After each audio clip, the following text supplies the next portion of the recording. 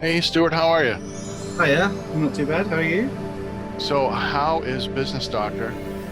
Uh, it's the same as always. Yeah, just Yeah, I'm just glad to have got to the weekend again. That's all I kind sure. of do.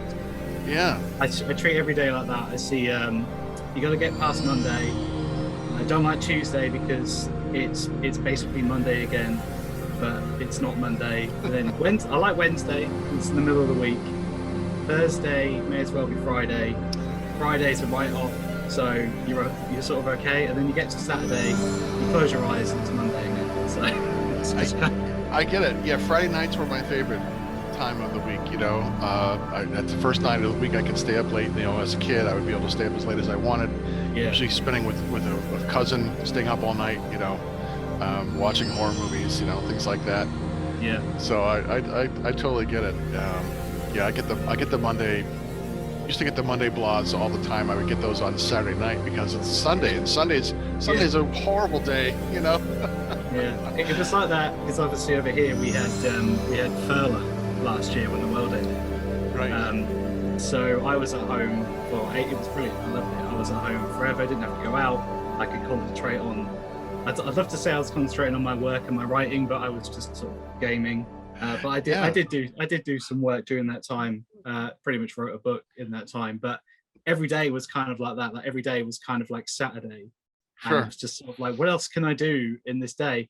And a lot of people I knew, they freaked out because I think a lot of people didn't realize how routine their lives are Mm. until their routine was taken away from them. Whereas my life is quite routine anyway.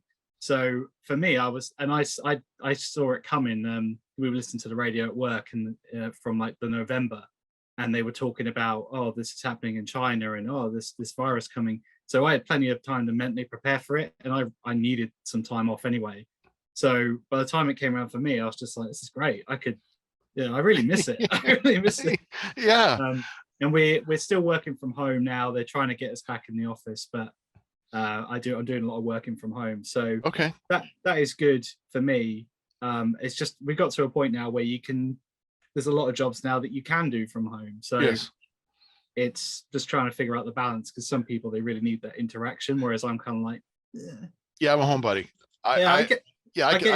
I get in Uh, less trouble at home. So yeah, yeah. I miss seeing my friends, that close oh proximity, yeah, and I miss being yeah, able to do things like role playing, gaming and things like that.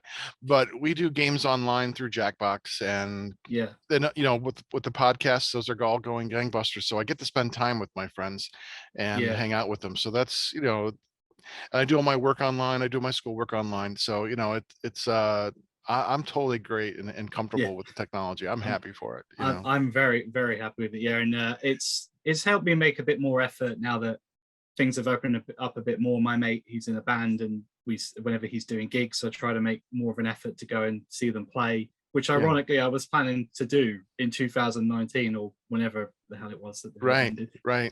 It was like, oh yeah, we'll try and meet up more. I've got to try and make more of an effort, and then it was like, actually, no, we're not going to be able to do anything for a long time. So um, Right. Yeah. it was good to kind of have to sort of have people making a bit more of an effort to stay in touch, just because they were getting bored, and even I was getting bored by the end of furlough. I was like, there's only so Sure. many, I can do 7 6 7 hours of gaming, but even I'm going to start to get a bit bored of Right. it. So Right. Right.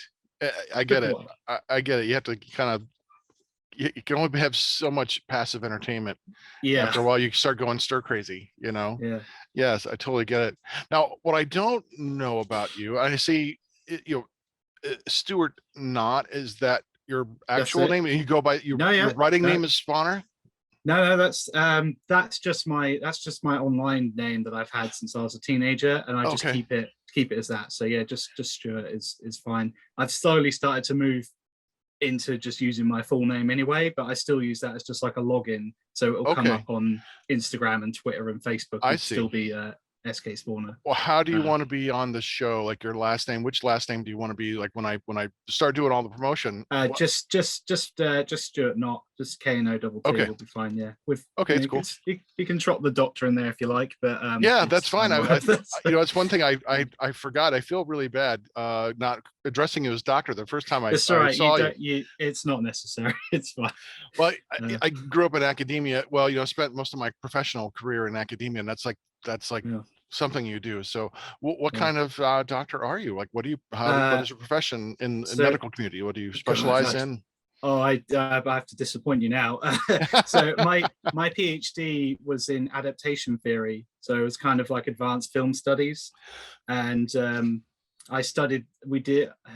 So it's a bit of a story. When I was an undergraduate, I did 3 years of English studies, and in the second year we did a film studies module, and I like leapt on it, and all of a sudden it like really like invigorated me. Suddenly I was writing essays about Alien and doing presentations on Batman Returns and getting A's, and I was in my element. I absolutely Yeah, loved it. And yeah. then we did another module in the third year, which was adaptation theory, and we did a lot of books that were turned into movies and stuff. And I got a C for an essay in that, and it really annoyed me because I usually get B's or A's. And I was like, I got a C. I was like, I'm really like annoyed. And then everyone was trying to figure out what they wanted to do next, and most people did PGCEs, sort of an extra year to become a teacher. And Okay. I didn't really want to do that, so I went and did a master's degree in adaptation theory, which was the same sort of thing. And I wrote my master's dissertation was on comics, adaptations of comic books. And then they sort of came in, one of the heads came into the room and said, oh, you 8 people doing this MA, you could all do PhDs. And I was like, yeah, you just want our money to build a new ward. But I thought, all right, if you think that we can do that, I'll go ahead and do it. And so I spent 5 years doing adaptation theory, where I wrote about movies and TV shows based on video games, which was literally me sitting in my bedroom at home and just looking at my DVD collection and being, what's the easiest thing I can do? And I'd have to go to modules, and there'd be people there, and we'd have to stand up and say what we were studying. And some people were studying the effects of impact effects from from car crashes, from air cushions. Some of them were doing like cancer research and everything. And I was like, well, I'm studying films that are based on video games. And but it was an extension of what I've always said, which is that you should write about what you enjoy. And Yes. so I spent they told me it was 4 years minimum, 7 years maximum. So I did a 5-year plan where I do a chapter a year, so 20,000 words a year. Yeah. And so in each year I became like an expert on zombie films, and then action movies, and then I did Sonic the Hedgehog. So there was a bit of Nice. Japanese media in there. So it was really good, but Yeah. it did kill my enjoyment of zombie movies. Well, I think they've just jumped the shark. It's just been such a glut Yeah. of them. It's like, okay, we get it. It's one of the cheapest and easiest things to do. Yeah, it's been done to undeath. Yeah. Yeah. Really. But I'm so glad Nick brought us together. I get it now. Nick was just Yes, like, you guys are gonna get along famously. I'm like, yes, because she jumped on everything. it straight away and was like, "Oh, you're gonna love it. You're gonna love this. You can talk about horror movies. It'll be fantastic." I was like, "All right, Nick. Yeah, I can. I Yeah. don't mind talking about horror films. I don't get a chance to do it very often, so That's I'm happy to do fantastic. it." Because your degree sounds very much like what I was studying. I have a master's in popular culture. Yeah. And so a lot of what you were doing and what you've been writing about, I wrote a paper on the Addams Family, as TV's healthiest family. I did one on Mystery Science Theater. I did my master's thesis was on Godzilla as ideological expression in Japanese culture. So, that's fantastic. yeah, there's a lot. There's so much meat on Godzilla's bones. Because I do reviews on my website, and I do Godzilla Day every year. I did four of them this last year, and then I'm doing one next year.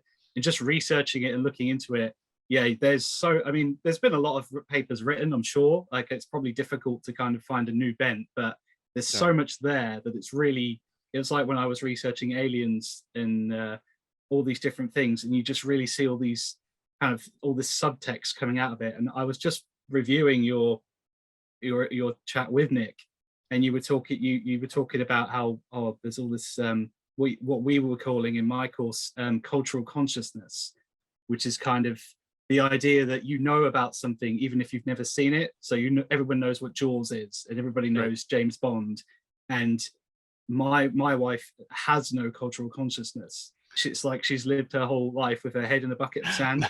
So Nice. so it's really funny to sort of see references in TV shows or in movies and everything, and then her sort of, what is that all about? And I'm like, come on, it's 1977, like Halloween. Come on, like, Right. you've seen this, right? You do. And no, I haven't got a clue. And it's really interesting to really delve into that when you talk, when researching movies and everything, because it all provides a framework and it's all Sure. built on top of it. And that's where I came from. Like, a lot of people with adaptation theory, they won't like it because it's not like the book or it's not like the source material. And that Yes. sort of argument of fidelity is kind of the least important argument in adaptation theory, because it's a different medium, so it isn't going to be the same. So when I was looking at it, like, everybody hates the movie Final Fantasy Spirits Within. I love it. Because it's I love it. I thought because it's beautifully done. I know someone who did work on the animation. He did the hair. Yeah. I looked at it as okay, this isn't like the games, but how is it as a sci-fi movie? How is it as like a piece of media? And that and that's why I enjoyed it, because at the time I wasn't a big Final Fantasy fan anyway. Right. But I was like, no, I like this as a movie. And yeah, I you felt don't need to be. Yeah, I felt the same about Silent Hill. I've never really played the games. I just enjoyed it. I just wish Sean Bean had been a bit more. And that was it. My only complaint. I love that film. I like the first one. I wish it could have done a little bit more. The second one was awful. Yeah. But Sean Bean is in it more, so I got my wish. Yeah. So, and he didn't die in either of them. So yes, the second game is better than the first one. Yeah. It's more terrifying. I still need to play the first one. I've got it. Okay. I downloaded it for PS3 about 15 years ago. Played to the first save point and was like, I'll come back to this, and never did. Yeah. I would play those with my good friend. It might have only been 10 years ago. I may have been exaggerating. We played old school, like on the original PlayStation. And I played with my friend Tim. He's really good at remembering stuff. Like, he has the map in his head where everything is, and I'm much better at fighting the bosses. I was and I'm like, I don't remember where shit is anywhere. I'm like, where the hell is this room again? He's like, go to the left. I'm like, all right. I can usually do it, but it does depend on the game. Like, I play a lot of Resident Evil. I wrote about Resident Evil for my PhD. A big Resident Evil fan, not of the films, although I did like the new one, because the new one was just a daft B movie zombie film. It was just blood and stupidity, and it was kind of wasn't that great for some characters from the games, but I actually thought it was better than all 6 of the other ones, because they just weren't good films. Yeah. And I was watching thinking, this isn't very good. So when I'm playing a Resident Evil game, in the moment I'm all good, but then every now and then my mate will be like, oh, let's play Resident Evil 5 co-op, and I'll just be like, just give me like 5 minutes to just remember the controls and where I'm going. And I've played games my whole life, but every now and then I'm just like, I play a lot of games. Sometimes it gets mixed up, and maybe I'm not really thinking about it right now. And then there's other games you can just be like, just a couple of buttons and you're straight back into it. Oh, totally. I can't. I think the last Resident Evil game I played was Nemesis. I can't do any of the first person shooter stuff. It makes me vomit. No, I actually I'm not a big fan of them, but it's because I don't like being shot in the back. I like to see what's hitting me. And when I play first person, I'm just like, I get through and I'm just like, what the hell? What? And I have to turn around like, so I struggled with Resident Evil 7, but I actually got on with it well enough. I have to get into a headspace. And for me, it's the same as watching Alien. I always says to my friend, we were sort of debating which is better, Alien or Aliens. And I said, well, if it was me, I could throw Aliens on whenever. Yeah. But Alien, I feel like you have to kind of switch into a headspace and go back. I mean, I wasn't around in the 70s, but you have to kind of be in that mindset of, it's a slower film. It's about building up suspense. You can't just put it on the background when you're doing the ironing. Yeah. You have to kind of watch it. And that and Halloween and a lot of the, I imagine, I haven't seen it, but I imagine 2001 Space Odyssey is the same kind of thing. You can't just have it on in the background. You kind of have to experience it. And that could be difficult for a lot of people on my course, and my wife is the same. So when the effects happen, there was a lot of laughs when the chest burster comes out of poor old John Hurt. It was like, oh my god, it's so funny. I'm like, yeah, you're missing the point. You're missing like you're not invested in the scene. You're thinking about how it's dated, but I'm like, you have to kind of let that go. And it's the same with the stop motion at the end of the Terminator. Got a giggle from someone once, and I was like, yeah, but this was actually a triumph for filmmaking at the time. This was like, this is how you do it, like hands-on, real stuff. There's people there moving the legs and going to effort. It's not just CGI or whatever. And there's some really good CGI, but for me, if you see that animatronic or that effort on screen, even if it looks a bit dated, I'm like, at least they tried. And if you get into it, you have to kind of put your head in that mind space of, yes, it's a man in a suit, but what have they done? What have they done with the lighting and the suspense? How have they covered for it?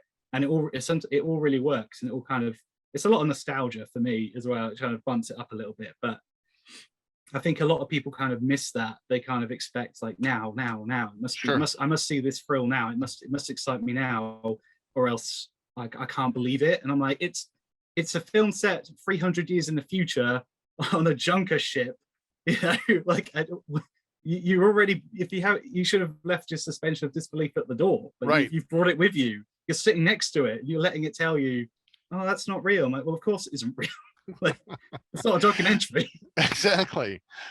Yes, if they want to watch a really harrowing documentary, they can watch the one about the nuclear power plant in Russia. Chernobyl. That was a terrifying. That was terrifying, and also there was that one was terrifying. And then there was also one that came out about an Ebola. I think it was some other virus outbreak. That was the true story that became the movie Outbreak. There was a mini series about that, and you watch that and it makes you afraid to touch everything and to breathe. You're like you are just so cognizant of everything that you're taking into your body. You're like, oh, where's my hazmat suit?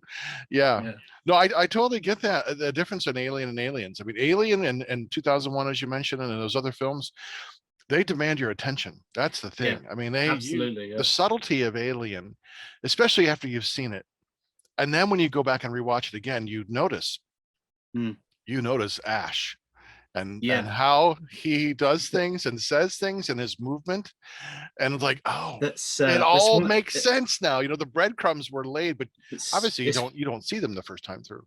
It's one of the best things I love to do about that. Like, someone actually asked me once, I can't remember who it was, not that you'd know who they were anyway, but like, John said to me, like, how can you watch the same films over again? And it reminded me of like a line, it was a line from Memento where Guy Pearce's wife keeps reading the same book, and he's like, how do you read the same book again? I'm like, what kind of question is that? Like, if you enjoy something, you want to see it again. I don't just watch one movie and then never look at it again. I've been watching the same films my whole life. Right. So there are some films I probably never will watch again. Like one time is enough. But the ones that define your core, springs to mind. I can happily say I've only seen the first one. But a lot of these movies, like growing up watching them, I'll still watch the Universal horror stuff or the Hammer horror, which scared the shit out of me as a kid. I mean, Christopher Lee and Peter Cushing. I mean, those two together are just screen magic. I do enjoy them. I have a friend who, he's all into that. He loved all this black and white horror, and he preferred The Thing from Another World to John Carpenter's The Thing.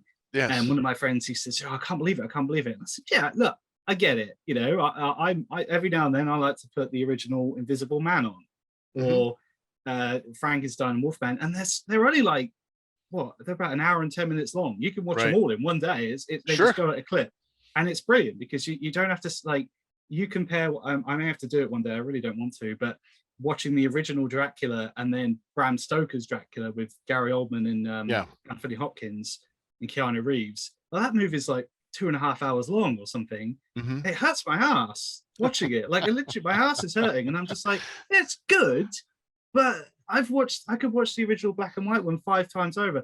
I always say that about Peter Jackson's King Kong. I swear to God, I'm still watching it. I haven't seen it since I saw it in the cinema, and I think they're still on the boat heading to the island. It took like an hour and a half. I'm like, come on, you watch the original King Kong. They're at the island. They're gone. It's done. It's like 70 minutes or something. And and it's a great film as well. I just really love it. It's heartbreaking. really I can't appreciate watch the it effect. anymore. I can't watch the end anyway. Yeah. I think that's the It's one just thing that Peter Jackson's film really brought to mind is the emphasis of the humanity of Kong, oh the yeah, human side, and you see in horror terms. I taught an intro to horror class for a while, and it's called romantic isolation. yeah, This term where we empathize with the creature and the human, like the wolfman, but we also yeah, empathize with the human and the creature, the monstrous. So like Frankenstein's monster, King Kong, those are very sympathetic characters, and I can't watch Kong die. He's just this creature who's just too yeah. big for his environment, and he's just he's majestic, and I can't watch the end. It's a fantastic bit of commentary, Yeah. and I find that amusing because I grew up watching the Jeff Bridges one. That Oh, was the right. one I watched, and Yeah. but I still prefer the original one, and I'd still rather watch either. But that's kind of why I liked Kong Skull Island, because he doesn't die. I'm like, yeah, Kong actually lived. He lived and he came back and he survived again. I was like, yeah, good, Right. good for Kong. Well done. Yeah. You managed to survive for a change. You maybe shouldn't have, but you did. So good job. Right. I think if I were a kid, I would probably like those legendary movies a lot more than Yeah. I do. I thought John C. Reilly's character was like just wrong, the wrong tone. They were trying to, they did so many things that I think were just not hitting true to me. Yeah. Like they were trying to make it too much like Apocalypse Now. Yeah. They were trying too hard with the comedy, with John C. Reilly. And I just thought, boy, you have a great character and a really cool island. You have so much to develop. You don't need these kind of wrong tropes here that you're pushing in the wrong direction. But it reminds me, that's kind of how I feel about like Terminator 3, which is that Genesis? Oh no, T3 with the woman, right? The woman literally Terminator 3, yeah. And I'm like, well, that suffers from the problem pretty much every Terminator film after 2 has, except for Salvation, which is they're trying to be Terminator 2 again. And we've already had Terminator 2. So Terminator 3 is a poor man's Terminator 2. But the ending is great. I love the bleakness of the ending. It's really powerful. But the whole movie before it doesn't justify it because it's a comedy. Yeah. And I'm just like, everything is a joke and everything's a laugh. And I'm like, yeah, there's some action, but it's not very good. And it's just like it's like a massive retcon just because they wanted to make T3. And I sit there and just think, because I liked Salvation, because I always thought if you're going to do another Terminator after Terminator 2, just go to the war. You could have made a whole trilogy set in the war.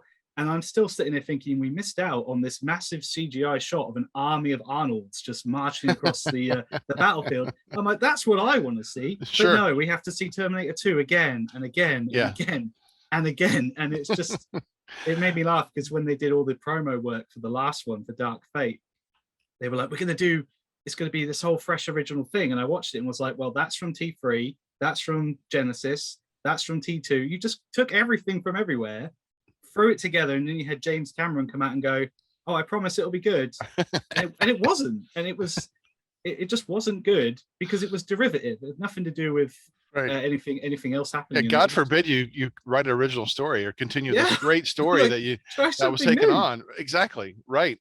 It's just because I always thought you could easily make it without the Connors. They had that, it was in T3. They were targeting like the other Resistance people, and I was like, well, you could set a film between 1 and 2 or before 1 or in the Wild West or anywhere. Like the comics all did it, and exactly. They're afraid to do it because they're like, well, we need Arnold. I'm like, do you though? Do you actually need him? Right. Would it be, I think it would be possible to make this. And I was arguing the last one didn't need him in it because it had this strong. It was all about, the female characters were taking over. They were really strong. They worked together really well. And I'm Moonlight I did feminist theory at university. So I have a little bit of it in me. And then I was looking at it thinking, well, okay, you've got all these female characters coming together, fighting against, the male robot. What do? They get a man to come and help. I'm like, what's he? Arnold wasn't really helping much. He just kind of took a few bullets for them and died. I'm like, well, Grace could have done that. That's what she's there for. No, like, why? It was a very odd thing. And I'm like, you get all these people complaining about things being too woke, which always annoys me because it goes down a rabbit hole really quickly of hatred. But I'm like, I haven't got a problem with strong female characters.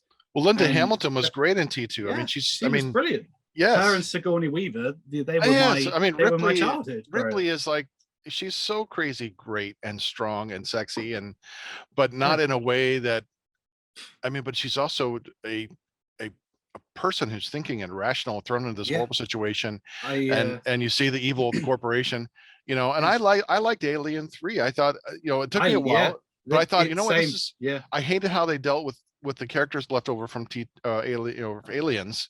I thought, oh, yeah, that's a really simple, cheesy, and cheap way to get rid of these people.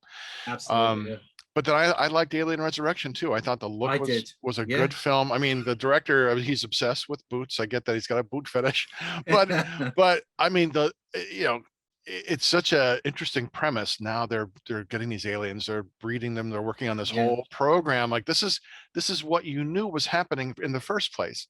Like yeah, you knew this is why they were sent there, to yeah. get impregnated in the first place. Now we're It's seeing it played out.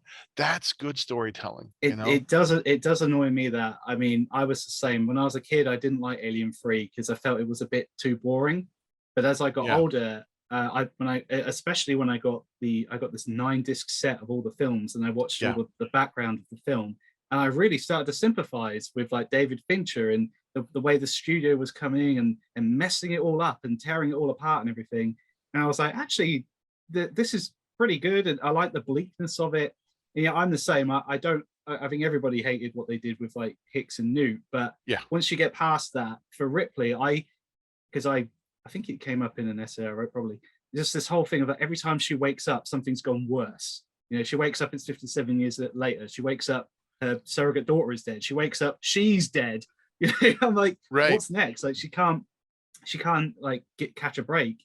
And I had a whole thing where in Alien, you can see all these different characteristics in the crew. Like Parker and Brett, they hate the company, and Dallas he's just trying to do the best job, and Lambert is a bit, she's obviously terrified. And the only the reason Ripley survives is because she takes all those elements and balances them out. There at the start, she's a company woman, and yeah, she's scared, but she's not scared to the point where she's powerless, and she's not overwhelmed with anger like Parker was. She can manage all the emotions, and it was enough to get her through. And that helped her in the next film as well, where she's kind of had the survival instinct was there with the experience, so she knew what these creatures did. But that didn't mean she went in all guns blazing straight away. She knew that no, we've got to withdraw. We need to prepare, and then to take that forward into sort of heading in with like the flamethrower and everything and taking out the aliens head on is like a real Yeah, good cathartic moment for her. right. And then for me to have that all taken away, I'm like, yeah, it's a problem, but what does that do for her character? And it just means she's at a lower point. And again, she's got to force herself to fight back. And yeah, I really like Alien 3. I do understand why people don't, but I'm the same with Resurrection. I had that was my number 2 for a long time because it was more Hmm. like Aliens. It's Yes, just the action, and sure. it's got Ron Perlman in it, who's always great, and Right. the guy Michael Wincott from The Crow is in it, and I'm like, I love that guy. He's great. Like, Yeah. I don't care. This is brilliant. And I was like, well, if you're gonna bring her back, that's a pretty smart way to do it. But everybody shits on it, but actually, I think I it like carries a it. lot of those themes over. I think it's really good. And Yeah. I love the hybrid Ripley. I love Oh yeah, that that was great. darkness that she brings to the character. It kind of ramps up. I think they were not only ramping up her that alien, kind of that predator side, and that Yeah, badass that we know that she is, but that there's that kind of latent sexuality that's ramped up in a yeah, dark way, that because she's also kind of being hybrid, does this whole queen alien energy, yeah, kind of channeling through that too. So I just kind of love how badass she is. I mean, she's yeah. just so great, She's great, and and I like how visceral it is as well. It's a very disgusting movie, yeah, and I think that works really well. Like, all the aliens are really slimy. All right. the blood and the is worse. There's a lot of body horror in it, and I do love a bit of that because I grew up watching The Fly with Jeff Goldblum, and Oh yeah, I absolutely that the Fly and The Thing, and this is where people say now, oh, remakes are terrible. I'm just like, have you seen The Fly? Have you seen The Thing? I was like, not right, all remakes are terrible. Some of them right. are brilliant, and The Fly is right up there. And I even like the follow up with the guy and his name I've completely forgotten. So that's Oh, great. and the thing, Well, or both the of them, yeah. prequel. Oh yeah, The the Fly prequel. 2, The Fly 2, Oh, Jeff Goldblum, right. and the Thing prequel. I didn't mind it actually. No, The it was first good. time I I saw it, was I not thought it was all expecting right. good things to come from it. It's, I thought it was a nice way to weave what happened to the Norwegian characters and then weave yeah, to the beginning of the remake, which I I think it. I loved. think it should have had a different title. That's Yeah, about all I would have changed. I Just, think so too. The just before prequel, the Thing or something. I don't yeah, something. know. But yeah, that's one of my favorite. Thing from Another World is one of my absolute favorite movies of all time, Yeah, and it's because of the way the dialogue, the characters talk over one another. There's a rapid delivery of information.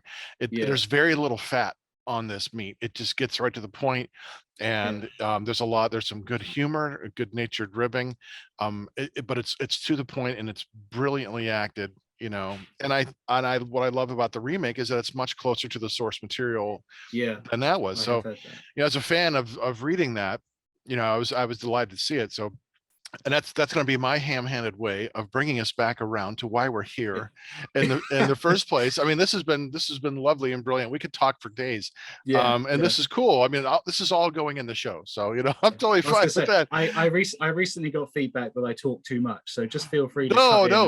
no, no, it's fine. I mean, I've got questions and we can talk. So Yeah, no problem. But I'm going to do my intro and then we'll just get right back into it. So. cool. Hey, this is Mark Justice again, and welcome back to Between the Lines. Today we've got a really fun show, as you've been listening to.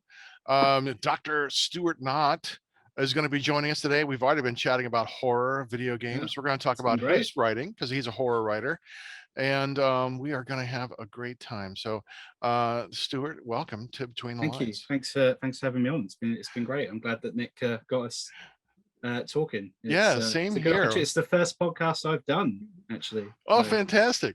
I've done some Instagram lives, but that's been about it. So it's new territory for me. So Oh, wonderful. Well, this is a blast. I mean, I started this show. I've got two other podcasts, and we're talking about body horror. The first yeah, podcast I've been doing for about 2.5 years is called Unsane Radio, and we have all of us are huge horror monster fans, and we love the body horror stuff. Videodrome and The Fly, because those all talk about the body horror and those things, and so we have episodes on that. So I'll send you links when we're all done if yeah. you want to check those out. I'll have Um, a look. Yeah, it's always but good. Always good to see. yeah, Unsane, it's right up your alley because we're all monster kids, so you would probably really like it, and yeah, you probably enjoy it. So yeah, thanks Nick for hooking us up together. We're having a blast already, and so let's kind of talk about you, Stuart, and getting into your passion writing. So I'm gonna start with some big picture questions first. So who are some of your favorite writers? So Growing up, favorite writers, yeah, favorite books. it's interesting because growing up, and even now, like I always admit, my reading experience isn't as massive as it used to be because I just read a lot of comics mostly. So for me, it has to fall back on the sort of standard cliche, which is I read a lot of Stephen King. But when I say I read a lot of Stephen King, I've read some. I like to read when it comes to owning books. I like to buy the ones that I like. So I'm a big fan of It by Stephen King. It's still my favorite of his. So I read that as a kid, and then I moved on to The Stand, which I liked because it has the main character with my name in. But I come to books. I would come to them from the movies. So I watched the It miniseries and the Stand miniseries with Gary Sinise, and I was like, I really like this. Let's read the book. And I kind of looked at the book as like the director's cut in a way. So I sort of absorbed them. I was reading a lot of Stephen King, and I was reading a lot of novelizations of films, usually by Craig Shaw Gardner, I think it is, Alan Dean Foster. And He did the Alien one. I was going to he mention would that's write the one Aliens ones, yeah, I read that that's like what in I middle had. school. I was like, Yeah, I got that. Totally. it was all of them. I was reading the Star Wars Expanded Universe books. I still have a few of them. Me and my friends were mental for them because at the time, this is what, mid-90s, you couldn't really watch Star Wars. It wasn't, they hadn't really brought the VHS out. And then when it did come out, you couldn't afford to really buy it or rent it. So we just sort of took everything else we could. And then I kind of moved into Bret Easton Ellis after watching American Psycho, which I loved. I've been talking to a couple of people recently about American Psycho, and sort of hands up being like, look, it's going to make me sound like a freak, but I love this book because I just find it hilarious. It's this hilarious commentary on 80s excessiveness, and just the fact that he can walk, Patrick Bateman can walk around openly admitting that he has these violent impulses, and people don't even listen. They don't pay attention to him. I'm just like, I just find it hilarious. And it's so, even the really violent, visceral stuff, I'm just like, well, this may not have actually happened. So it's just kind of funny. And I love that kind of, it's such a dense bit of writing. You get chapters where there's no paragraph breaks or anything. It's just text. And that really kind of helped influence me with I like to bring in some dark comedy into my writing, to just be kind of like, what's the most extreme thing you can do, and to just kind of shock people and just shake them out of apathy. So there was a lot of that. I recently read a lot of Lovecraft, but I wasn't a massive fan, I have to say. It was a bit impenetrable for me. It takes a little getting used to the language and his writing style. That was it for me. Right. Some were good, but it took a little while. I do enjoy H.G. Wells. So classics. I love reading H.G. Wells. I grew up, I mean, one of my best Christmas presents, I remember I was probably 9. I got a pack of books, and it was The Time Machine, War of the Worlds, Food of the Gods, Frankenstein, Invisible Man. It was like all these great HG has all those books, it's a good book. It's a good book. I've got a complete HP Lovecraft. Yeah, I've got the same book actually. You hold it up, I'm like, I've got that book. I have the complete HP Lovecraft. Yeah. It's I probably should have just got the Cthulhu stuff. But there were some good stories in there. And one actually helped me when I was writing my last horror book before the one that's coming out in a few days, or maybe is already out by the time this comes out. I kind of read a passage. It was Beneath the Pyramids. Yes. Which he wrote with Houdini, and it has this whole section about Nitocris, the witch god and stuff, and I was like, I can use some of that as kind of, I want to tie into this a little bit, because I found it quite fascinating. And I was looking into where that story came from and how it was based on like a real or potentially real story and everything. And I was like, that's really interesting. And I love that sort of stuff in books, where you take something that's maybe happened or is known to have happened, and you kind of expand on it or make it more than it is. I think that's a really good tactic. It inspires your writing, to a degree, and it becomes something that because if you like it, you want to write it. I totally get it.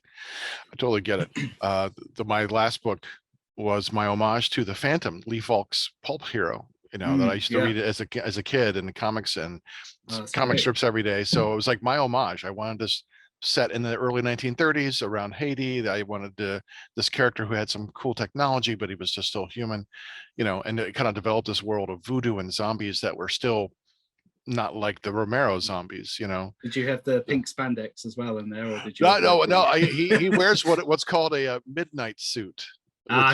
Which when I came up with that, I'm like, that's so great. That's just a great name for that. It's just a suit that kind of brilliant. Takes and kind of allows him to blend in and kind of does weird things with the light when it hits, Brilliant.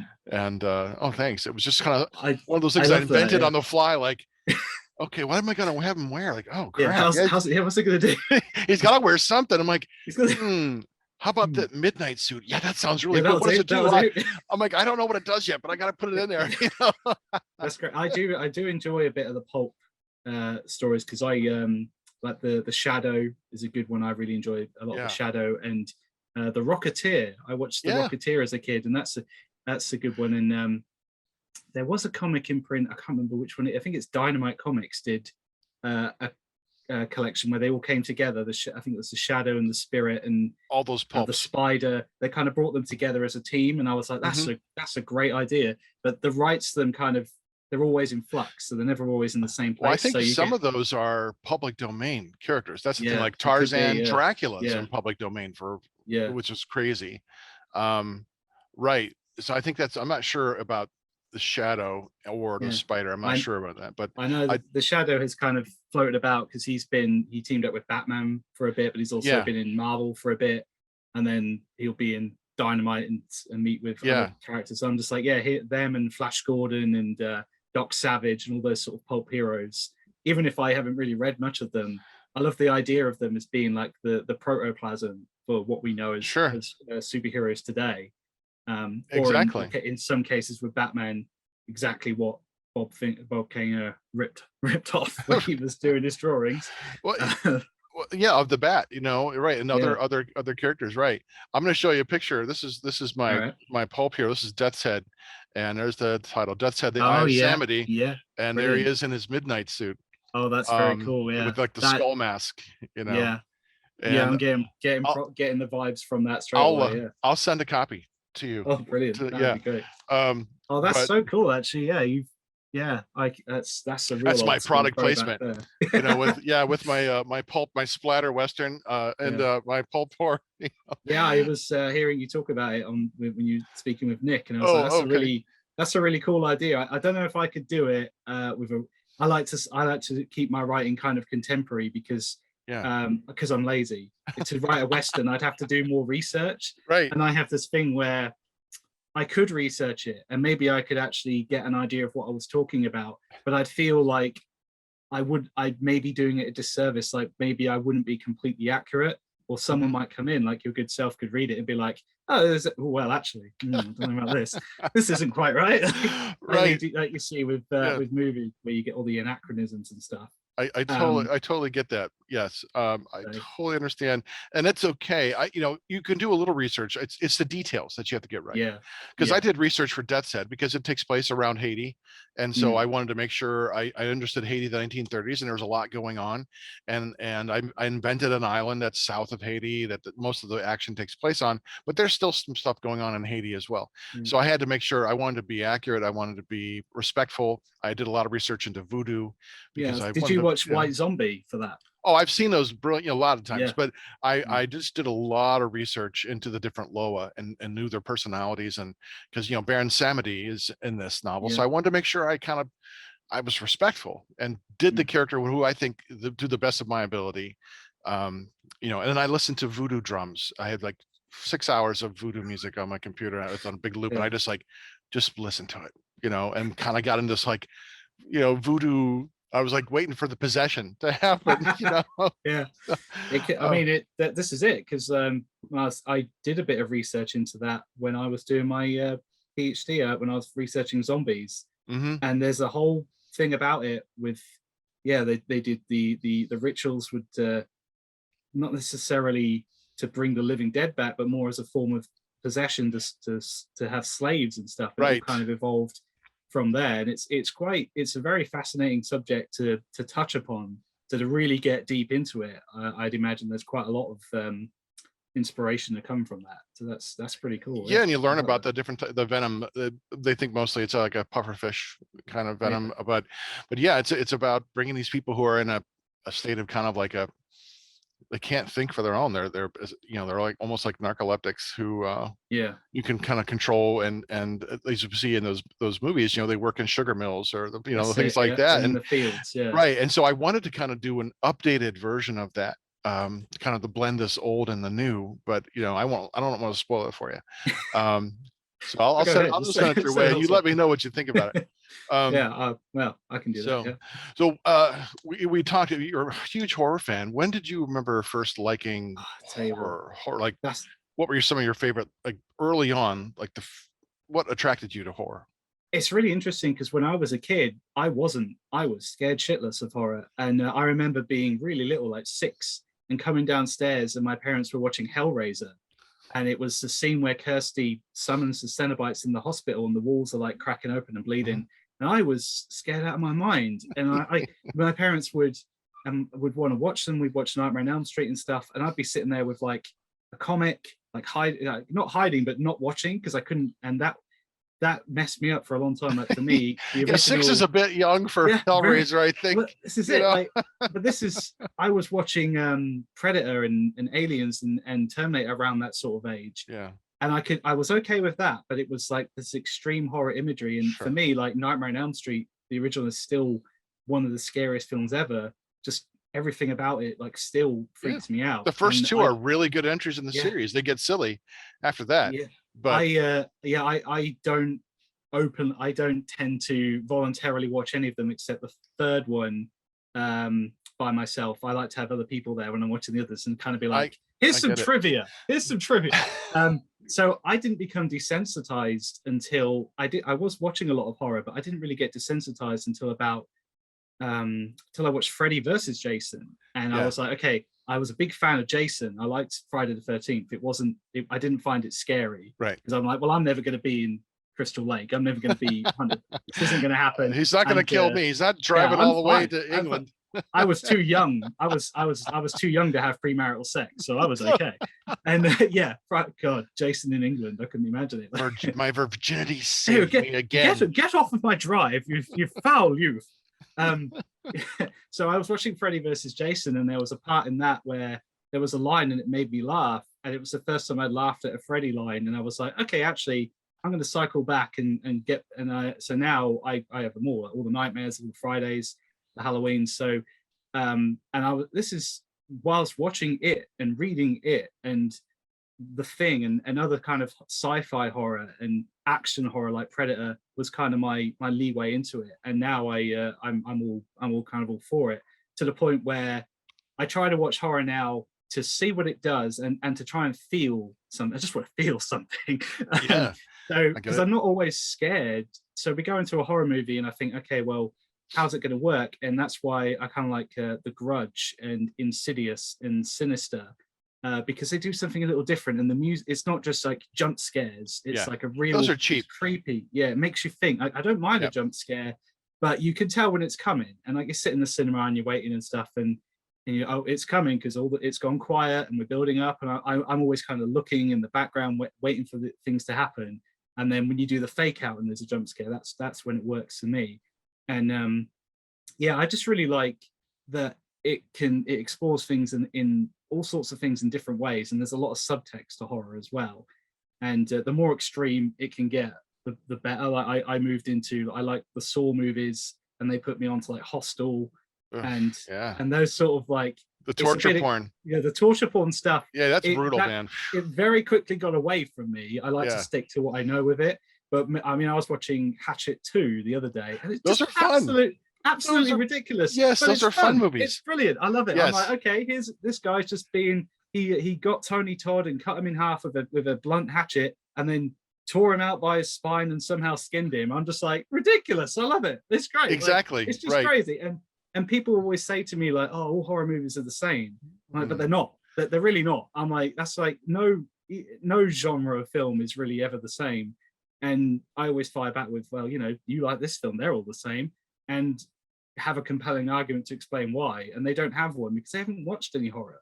Just, oh, it's all the same thing. I'm like, well, it's like every genre has its formula and expectations and tropes, and that's why every romantic comedy follows the same formula. Two people who don't like each other, they like each other. Something happens that splits them apart, then they come back together. Look at the rain. They're going to sit in the rain. It's just and that's great. Genre is meant to be reassuring, no matter what genre it is. So I don't know. Have you ever seen The Exorcist?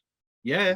Okay. See, that's one movie for me I will not watch in dark alone. It's like, no. Understandable. 8 a.m. with other people, because like it's going to take me all day to get that shit out of my head. Yeah, exactly. Yeah. Every time I go to the bathroom, I wait for Reagan to like be in the shower, like, It's funny because I do watch The Exorcist. That's another one, like we talk about Alien, where I won't always put it on. But when I do, I'm like, okay, let's get into a headspace. Yeah. It takes a little while. I do feel like for me, it's not quite living up to the hype that's around it. But I do, once it gets really into it and she's really like gone, I can see it and I can see why people would be scared by it. For me, we've also had 50 years of more extreme horror than that. I mean, that's the psychological terror, the spiritual terror of that. I mean, it scared the shit out of me. I was 10 when I first saw it, and it still scarred me. But I grew up in a very Pentecostal church too, so I believed in that kind of possession. Yeah, that was just waiting for me to fuck up one time, and like, oh, there it is. You looked at a Ouija board at Toys R Us. Demons coming inside of you. You're not allowed to have them in your house. That's all it takes. I know exactly. It's not like you have to invite them in like a vampire. The demon's waiting outside. Mark, I'm waiting to come inside to possess you, but I'd like to come in, please. Yeah. I do see it though. Like, and I know it was the Spider Walk that did it for me. The way they shot that messed me up. And it's the little flashes, the subtle parts of the Exorcist, with the flashes of the demon, the ghoul phase. Right. And just the extremes that she goes to. Just kind of watching it. Jesus, like has to. Oh, you know, they've just said the C word. Like I can't believe. Exactly. Oh, Mabel, that's get my your favorite bags, we're word. leaving. I know. I use that word in the beginning in Gage Black and in the acknowledgements page. So, right. That's, yes, exactly. Right. It's a brilliant movie, but there's so much to that. The struggle that Father Karras has with his spirituality and his faith identify with so much. I love the story outside of the possession. There is so much there, you know. It's a really good one, and there's so many companion pieces to it that work as well, which probably aren't really the same sort of thing, but like End of Days with Arnold, where he fights the devil, because of course he does, sure, has that same kind of thing. You watch a lot of them, but for me, with what helped me with The Exorcist was watching Repossessed, the Leslie Nielsen spoof. Yes. Which once you've watched that and you can sort of laugh at it, it kind of helps a bit with the horror. Yeah. Give that a go. You're like, oh my god, no, Repossessed, it's just as bad. Exactly. Right. You have to take that in that comedy tour event. I think sometimes that's the way to do it, you know. So, well, what first drew you to writing? I mean, I'm a comic book fan too. We could talk all day about comics and Movie after the show. But like, what made you decide to like take this love and turn it into writing? Well, I've always written. When I was a little kid at school, I would do a lot of writing projects, and I would draw the pictures to go with it. And for a long time, it seemed as though I was going towards drawing. But once I hit secondary school here, I guess you would call it high school, I kind of started to realize that maybe I wasn't quite good enough anymore. There was a point where I could draw something that I could see, but I couldn't necessarily draw what I was imagining. So I kind of veered towards writing. And I've always written short stories as I'm going along. And it wasn't until I was at university where I started to realize I had a little compilation of them going. I was writing them in between essays and stuff here and there. And I thought, it'd be really cool to do something with this. And I wrote it's not my third published book, was actually my first one, Nightshade.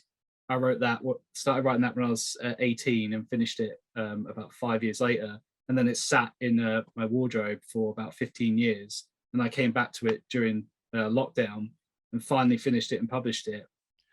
And it's just always been this idea of like, well, I've seen a lot of stuff in movies and books, and I've lived a few things, and I've got opinions about stuff. And I'd love to kind of weave it together into a narrative and present it to people. And I've always done it where I don't look at what a trend is. Like, you know, there was a lot of like young adult novels that came out around the Twilight boom and everything. They have that whole section in bookshops now where they're just the same book kind of 100 times. I just write the stories that I feel I want to write. And I've always felt really, it's a very exciting thing to do, to see it kind of come together in front of you and to feel that kind of accomplishment at the end of it has all been really useful. And it's a really good way to kind of fill your time as well. It's quite a productive way of doing it. And as you've noted, it's really helpful that we have Amazon that let this format happen. I have a friend he's had quite a bit of success using self-publishing. He'll talk into a dictaphone and it writes it all up in Word for him straight away, which I can't do because my brain doesn't work like that. Yeah, I would get lost in my own voice. I'm like, what the hell? Yeah.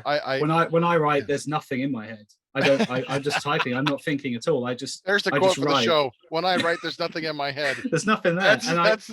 Until I make an error or I hit a wall, and I'm like, so I always said, like, if I broke my hands, I wouldn't be able to dictate to somebody what to write. Sure. Right. Because it doesn't really work. My brain doesn't really work like that. It's quite weird. It does for a lot of people. It's like, I know a lot of people, like Harriet Everand, who helped with the last book, was like one of my co-authors, will write sort of chapter 15 and then write chapter 3 and write the ending and jumps about. Whereas I can't do that. I have to kind of go chronologically, because I kind of like to have my narrative build up.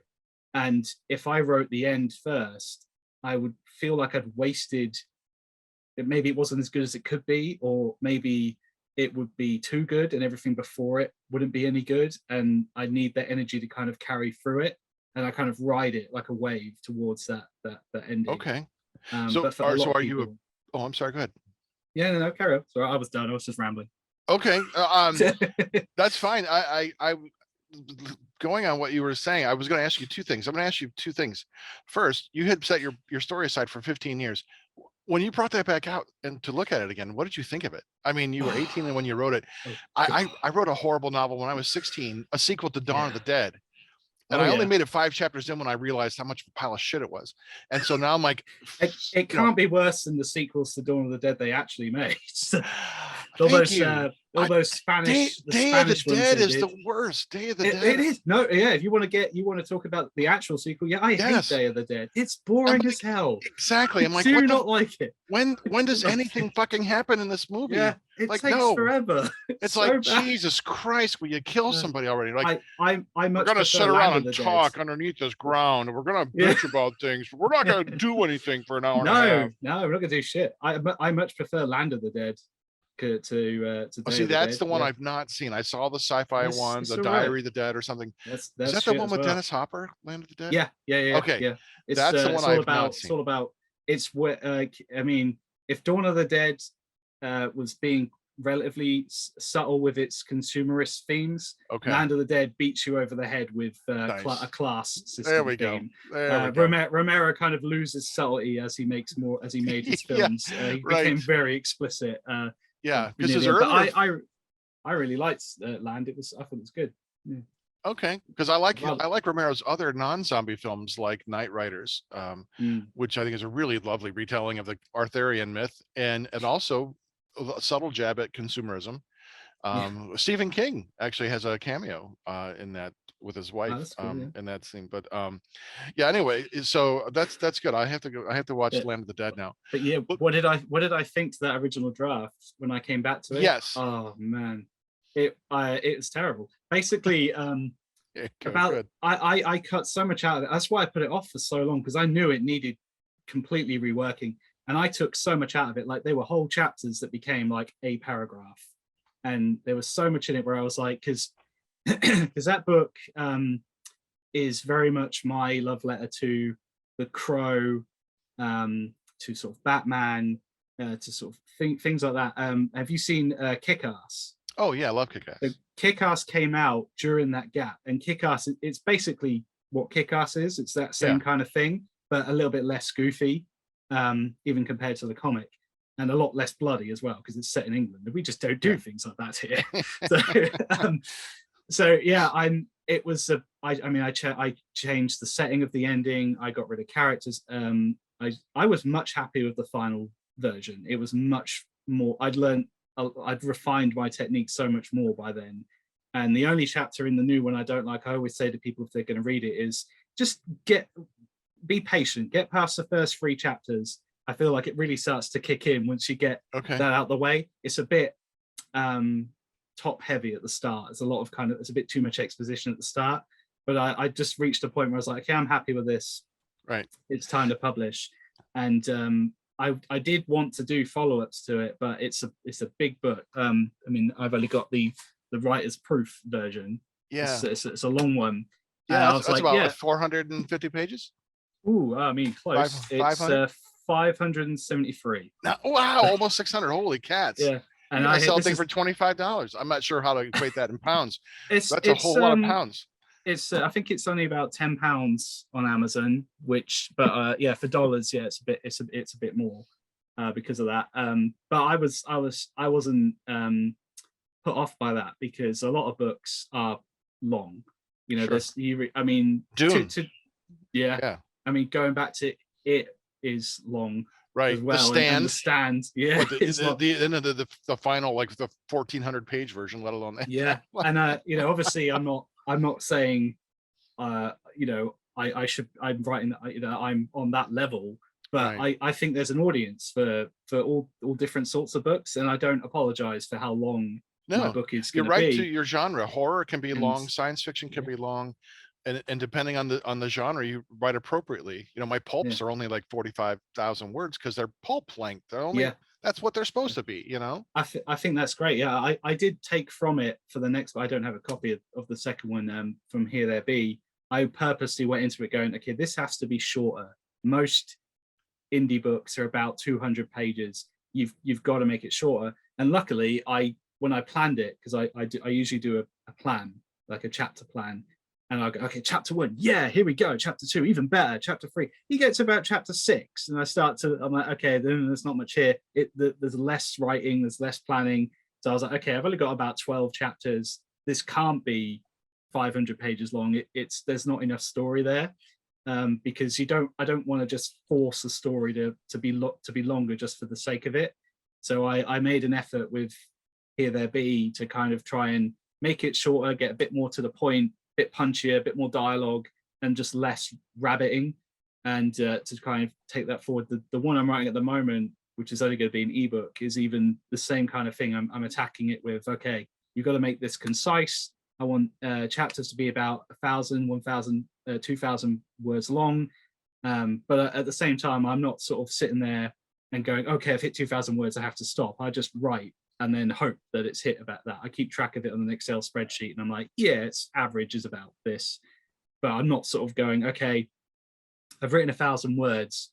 Let's write another for that chapter. What else can we do? Like, I like to have my characters be quite realistic and have a lot of different little quirks, because it helps make them relatable. But so a lot of people will take them out and go, oh, how is this relevant? And I'm like, it's world building. It's letting you become attached to this character for 6 chapters, so you can screw their life up for the next 3, or kill them out of the blue, or kill their friend or something, right. Or do something.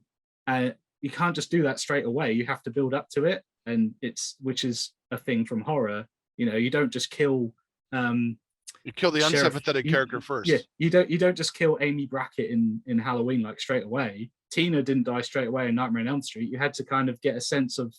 I mean, you don't really learn too much about her, except she's a bit stressy and horny, but you get to a point where you'd established who she was, her relationship with her friends, and then she died. And you and Nick were talking about Psycho. You even get that in Psycho. That whole first 20 minutes before she gets killed in the shower has nothing to do with the story. Right. She's running off with the money and everything, nothing to do with the story. No. And so I'm sitting there like, well, you shouldn't take stuff away from what you're writing just because maybe it doesn't pay off. It's the MacGuffin. It's just there to get the story going, and it does tie in, because I haven't seen it for a long time, but someone comes looking for her, don't they? And they get to the Bates Motel, and was it her sister? His sister, right? Yeah, it hires an investigator. Well, I also Hitchcock did that a lot too, purposely to prolong the tension, you know, to push his audience to past this point of like, come on, we got to expect something. And then when it happens, the payoff is like, the shower scene. It's like, oh my God, no one. That's why 60 years later we're still talking about this movie. Exactly. You were kind of hitting on all these great different things I wanted to talk about here. No, it's good. It's good. That's fine. Hey, I like the open-ended nature of this back and forth. And that's why, like, I've got questions, but if we don't get to them, that's cool. If we do, I wanted to, from hearing what you're saying, you were talking a little bit about your organization, because there are pantsers and there are plotters. It sounds like you started off as being a full-on pantser, and now you're kind of a plotter, or the organization. So I've always kind of done planning. I always have some sort of like but it's not like a full detailed outline. It's no, what it is is I'll write a bit of a thing for the main character, who's usually always based on me in some way, because I guess I'm a narcissist. So I'll do that handsome son of a bitch. Yeah, fantastic, brilliant. Oh, he's got sports. He's really popular and everything. Fantastic. He knew everything about comic books, and by God, he was a man. Right. They love it. He can eat everything he wants. So he doesn't gain weight. It's exactly. Fantastic. Where's the next beer? Women love him. Men want to be him. Of course. Naturally, I really should write a character like that sometimes. I do, but they tend to be douchebags, because they are. So I'll write about Stuart Knott. Yeah, see. There you go. I'll write a sort of an outline for that main character, which kind of becomes the plot of the book, and then I'll be like, okay, maybe he's got 2 or 3 friends, and then it'll be a little bit more about each of them, and then a bit about whoever the villain is or whatever, and then a plot. Okay. And then I take that and I go, okay, what do I usually have in mind? Sort of the first few chapters and the ending, and then the middle is just whatever. And then I kind of plan it out and I go, okay, chapter 1, this and this. And ideally I do have a little bit of information for each chapter. It was easier with Nightshade because obviously I'd written the book. So I just kind of did like, okay, each chapter will have 3 sections in. This section will be this section will be that, and this section will be this, moving on. And Here There Be was a similar thing because I knew I had the story written out, and I just took that sort of page of what was going to happen and was like, okay, that's about this many chapters. And The Summoning, which is coming out soon, I had a similar thing. I had a plot, but because I was working with other authors, I just said to them, like, okay, here's the general outline. And then I wrote some sample chapters and I said, look, basically write the book as though you are writing about 25,000 words of a short story. Don't think about what art we're doing until we get to a certain point. And then I'll say, okay, don't go in this room because we're talking about this room in my chapter. And don't go here. Pick a different area of the house and pick a different horror element to explore. So there was a plan there. And the book I'm writing at the moment is completely pantsing. I'm doing it straight off the top of my head, based on, I haven't even written the idea down, which is really unusual for me. I still have it in my head, and I was like, no, I'm just gonna write this out and see what happens. It's a little different for me, but yeah, I do like to have a plan, at least some idea. And so, sometimes it doesn't even work. Like Here There Be, there was originally a plot for there to be 2 main antagonists, and then one of them had a daughter who was a tertiary antagonist. And I got all the way to the last chapter and realized that the secondary antagonist wasn't in the book, and the daughter had become the secondary antagonist. And I was like, oh, her mum's not in the book. She's got like a 1-line mention. I was like, what am I going to do? I was like, yeah, just leave it. Who needs her? What's the point? And I was sitting there thinking, well, Stephen King would probably go back and write another 1,500 words about this and kill them off. But I was like, well, I'm trying to keep this a bit shorter and snappier. I'll just leave it. I'm happy with. She really kind of.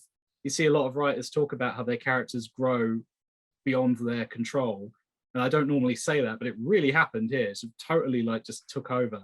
It can. And that's kind of a wonderful, crazy thing about writing. That when you plan the characters out, because I'm an outliner. I'm a plotter. It depends on how long the book is, how long my outline is. My pulps were like 6-page outlines, but the book I'm writing now, it's the second of a series. It's a cozy mystery series, which I never thought I would write, but I'm really enjoying it. It's for me great. As a writer, I always wrote horror and sci-fi and comedy. So for me, it was like a genre I'd never written before. I had to learn what a cozy mystery was before I wrote it. But anyway, that outline's like 23, 26 pages long. I mean, it's and I color code it, all these things. But I have, folders for all my characters, but still, as much planning as you do, as it doesn't matter. You still have to lay down the sentences. They develop in time. The characters will take on lives of their own, and just kind of, you'll find out things about them. They'll kind of just start talking, which is, I find, just a really wonderful moment of unexpected joy. Like, oh, okay, this is great. I'm just going to let this character do what she needs to do. Yeah, I do have that sometimes. Yeah, where I try to give them different archetypes. Usually there'll be different sides of my personality, and they'll be influenced by people I've known. So I've had mates who were a bit more goofy or a bit more serious, and I'm like, okay, well, I am sometimes those things as well. So I'll be like, okay, well, I want my main character to kind of be balanced, usually relatively likable, with flaws, usually quite a lot of flaws, and their friends will be extremes in other ways. But sometimes a lot of the themes I like to go for is you'll have this secondary character who seems like they're a complete goofball, or they seem really serious, and then you'll find out later on, well, that's because, well, their home life is terrible, or this event has happened to them you don't necessarily know. And that culminated in The Summoning, when we created Mikhail Orlov, one of the writer characters, who is a jerk to everybody, and everybody hates him, and he's horrible to everybody. He's trying to pick fights. He thinks he's better than everybody. He's lackadaisical. And it's funny because me and Harriet and Jessica Huntley wrote our 3 characters, and we basically finished it, and we only had a bit of background for Mikhail. And Harriet said, oh, I want it to be Russian, and she brought in Daria to help kind of work on that. And I said, okay, well, I'm gonna go back and write his chapters, and crafted this idea of him where all we'd written was other characters' perception of him. And I was like, okay, I want to write what it is about him, so you can see behind the scenes of him in his chapters. And then when you read other people's perspective of him, you see all they're seeing is what he's projecting. They don't actually see what he's gone through. And he ended up having like a really tragic kind of story. And I showed it to Harriet. She's like, oh my God, that was like, I actually got upset. And I was like, well, that's the bar now. I want people, and then when I'm getting feedback, I want people to tell me that they're crying. I want to hear that they're upset. And I was like, I really want to go with it. And he ended up being, as I wrote my main character, I wanted to make sure I wanted him to be really low, quite pathetic at the end of his tether, ready to walk away, because I've been there and we've all been there, I think, with writing. And I said to Harriet, like, you know, tell me about your experiences with imposter syndrome, because I was fascinated by it. And she was sort of telling me about it. I was like, I really want this character to be in this dark place where he's just fed up of it all. There's nothing's happening, not expecting the world, but he's just not getting anything. And I'm like, I really resonate with that, because it's what happens with me all the time. There's not a lot of engagement. There's not a lot of encouragement. It doesn't always come. And when it does, it's really good. Like Nick and Harriet and Chelsea McKenna and Gillian Wright Church will come along and say, oh, I read this, it was really good. And I was like, that's great. You know, if only there was a wider audience that was bringing that in. I'm like, I just want to try and jump on it. And this character was kind of trying to take that extreme and make it so he was going to be at this lowest point. So to then write Mikhail is the opposite, who's like this big guy who's like all brash and boisterous, but then actually find out he's just as insecure. He's just hiding it or projecting it in a different way. Was really interesting, and it was really great to kind of see all these different characters come to life. And I had no real idea of what was going to happen with him, except one thing, which I won't say what it is because it will spoil the book. But yeah, no spoilers. He had a tragedy happen to him in the book, and we all knew that was going to happen. But I then expanded on it and was like, actually, it's going to be this. And I wanted a subtext behind that where you could read it in different ways. And just this idea of him just coasting on one achievement, and it driving him to making like really bad decisions and being really underhanded was really interesting. And it felt really freeing, because normally when I write the antagonistic characters, I don't really get too much into them. You just kind of go, oh yeah, well, he's a dick because he grew up in that environment where everyone's a dick, and he just kind of took what he wanted and didn't really care about hurting people. And that's just kind of all there is, because sometimes that is all there is. Like, people, you talk about one-dimensional characters, but I've met a lot of arseholes in real life, and there isn't anything more to them. They're just an arsehole. That's just how it is. And when you're writing a story that's focused so much on one character, and that's the story you want to tell, it's sometimes not always necessary to really dig too deep into those who they're butting heads with. You can just kind of have them be there, and then it becomes a kind of a thematic parallel, and the subtext kind of tells you, oh, this is happening because they're very different people. Why? Well, it doesn't really matter, because our main character sees that they're a different person, and that is what causes the tension. Other times it's just because I either forget or I'm lazy.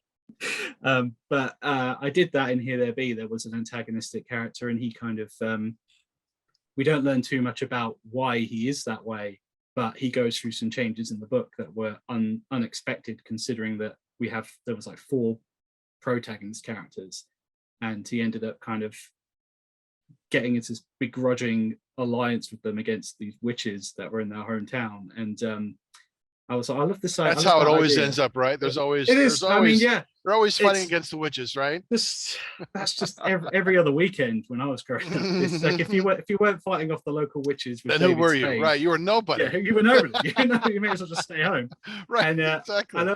I love that idea. It was in that case was heavily inspired by, well, the main inspiration I would say is from the Dawn of the Dead remake, which I actually really enjoyed, where when they get to the shopping mall, the security guards lock them up, and they don't trust them, and arseholes to them. But by the end, AJ, the main security guard, he becomes like, he sacrifices his life so they can get away.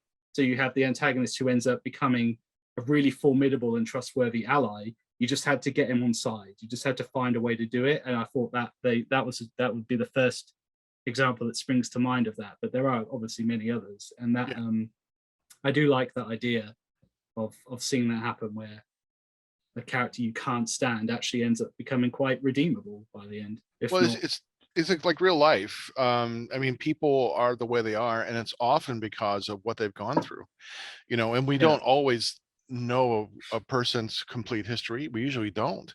And so we don't really know why they are the way they are. And so I think that's just a realistic way of portraying characters, or making them have more than a couple dimensions. You're adding depth, you're adding history, you're adding cause and an agency to their actions and thoughts and words. And I think it's important with any characters we make to try to, and I know people who will go to the extreme, and they have like notebooks of stuff about their characters, and they ask like 100 questions, and they interview their characters. And I could never do any of that. I just kind of, I have an idea with my characters. Like, I think that I need this type of character. I need this person to be this or that.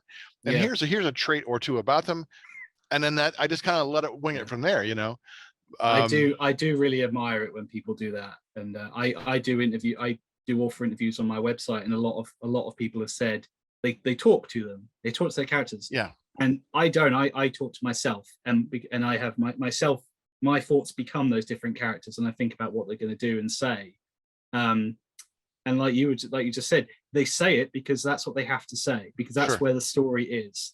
But I do think that is another level, and I do think that's really interesting that people do that. And I'd love to read a lot of the work from those people who do that, to see if it actually pays off in the book. It'd be interesting to see. Because I do wonder that, where it's like, I filled up a notebook with, I lived this character for a year, and I filled up a diary thinking all their thoughts, and then you read the book and it's like a paragraph of text.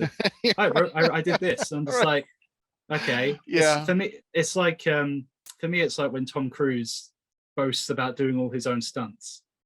And I'm not a massive Tom Cruise fan, but he's always talking, I do all my own stunts. And so then you can see it's me. And I'm like, well, yeah, but would it really be any different if you didn't do it? Like, with camera trickery and the way that the scenes are shot, does it really slap matter? a CG face on you. Yeah, I'm like, I get it. It's great and commendable, but is it really necessary? It doesn't make me respect you anymore, Tom Cruise. Yeah. Like, he probably has a better time, I would think, being fully involved and invested, unless he's redoing The Mummy, and that just completely, he just foobarred that. Ironically enough, I actually didn't mind it, but it wasn't The Mummy. I think he was The Mummy. Yeah, it was awful. It wasn't The Mummy, but and he changed it completely. From what I understand, he was given full control over the movie once he got in, and that's why it is what it is. He cruised it. When you get Tom Cruise, you don't get Tom Cruise the actor, you get Tom Cruise the producer, the creative consultant. And I don't want that. I just say your lines. We can get someone else for a tenth of the price. Just say the damn lines. 10 for the price and 2 inches taller. Well, I'm not going to go there, but let's talk about your world building. I mean, you've got these characters, you've got these worlds that you are building, and I find, depending on the genre, like Stephen King has all these different places all around Maine, and they're connected, and there's the spider web over time that he's connected these places. So, do your stories take place or have a central locations, or are they connected in some way? So, tell me about how you built your worlds. So my stories take that cue from Stephen King, but for me, that happens because it happens in comics. It's always a shared universe in DC and Marvel. It is in the films as well, unless you're watching DC films, but that's a whole other rant. So, yeah, I took that idea. What? Your mom's name is Martha too? What? Yeah, ironically, 30 odd years of reading comics, I never even thought about that till that movie. It never I know. Came I'm like, exactly. I was like, right. oh yeah, it is the same name. I was I'm like, so seriously, you're gonna stop hating the guy because you guys' mom's name the same? Are you fucking kidding me? Yeah. I was come on. It just drove me crazy. And it had such a brilliant promise. Sorry to get distracted. I'm like, I get it. Okay, now I know why you hate Superman. I get it. I totally get it. you're angry at him. And I love that. I love hatred and all the anger, righteous anger, and directing it toward, like, and it's I totally get it, man. The issue I had was his anger was completely misplaced. So I always say this about Batman v Superman. There's a great scene in it where Bruce is in the Batcave and he stares at the Robin suit. And I love Robin, big Robin fan. And it's there's no dialogue, the music is there. And in that moment, you see everything in him is, I've lost my son. I've fallen. There's so much subtext. It's so subtle for Zack Snyder. And I get it. He's in a bad place. But it's just like Alfred says to him, you can see Superman is saving lives, is a hero, was not the cause of General Zod. He's not the enemy. And instead Batman's like, no, I'm going to kill him because that's what the plot tells me I have to do. And then I'm going to fight him to the death.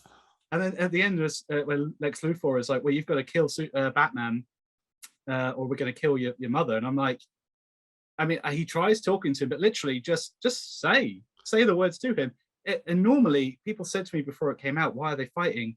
I said, well, Batman v Superman, they always have ideological differences. Yeah. They don't approve, but Superman doesn't approve of Batman's methods. Right. They have they're different people, and they do often come to blows.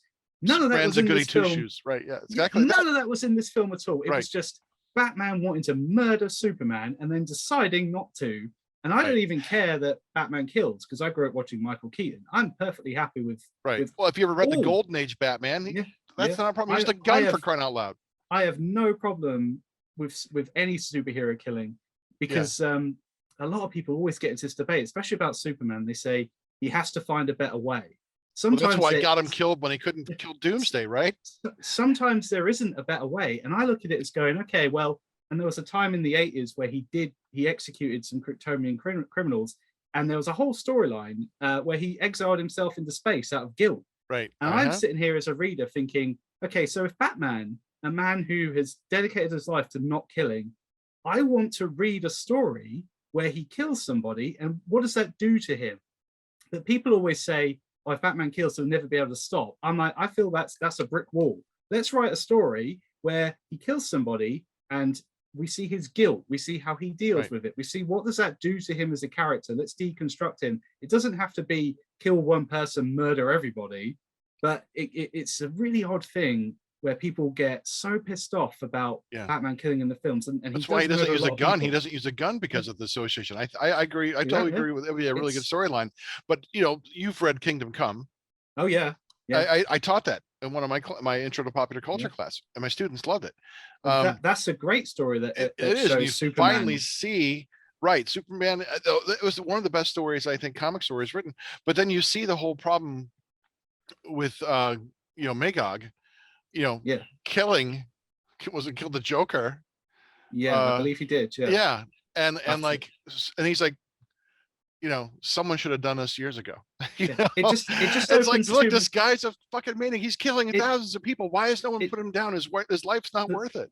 This is the problem we have is with Batman v Superman. Is Batman will gun down countless henchmen. He'll kill them all. Yes. But the next movie that came out was Suicide Squad, where he goes, Deadshot, let me arrest you with my bat cuffs. And the Joker's are like, the Joker who probably killed Robin.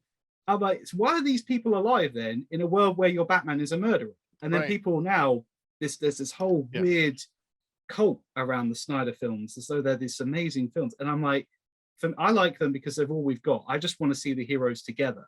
And if it means we have to watch this 6-hour drudgery of depression and everything, I'm like, well, I guess I have to take it because that's all we've got. I liked the Snyder cut. I thought it was way better than the first version, I liked it. Like, okay. It was. I just feel like the issue we had here is your second movie in a Superman universe should not be the death of Superman.